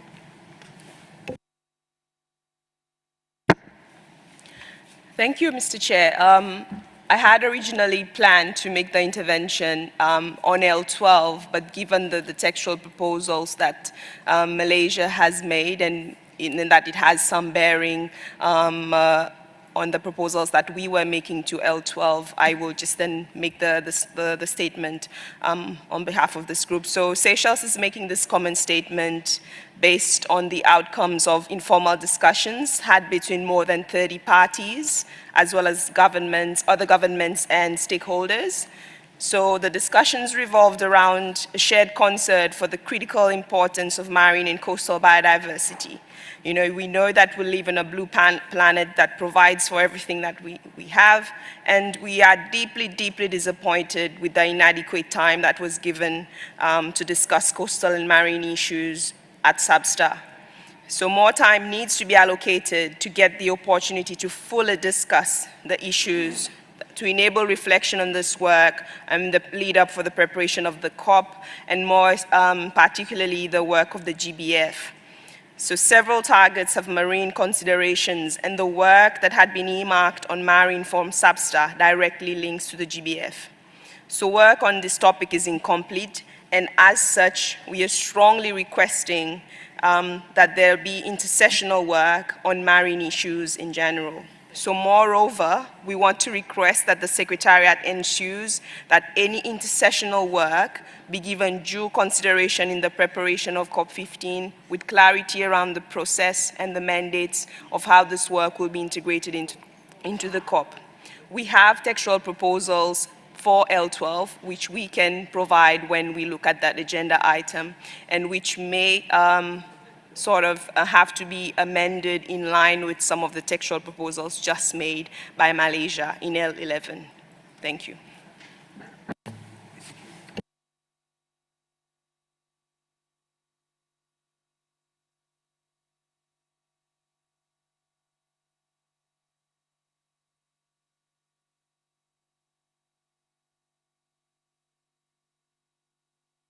Thank you very much, Seychelles. Speaking on behalf of participants in these informal consultations, Secretariat is advising me that they are happy and open to work during lunch time to see the both texts from Malaysia and the one you propose to facilitate when we reconvene and work specifically on document L12 for this.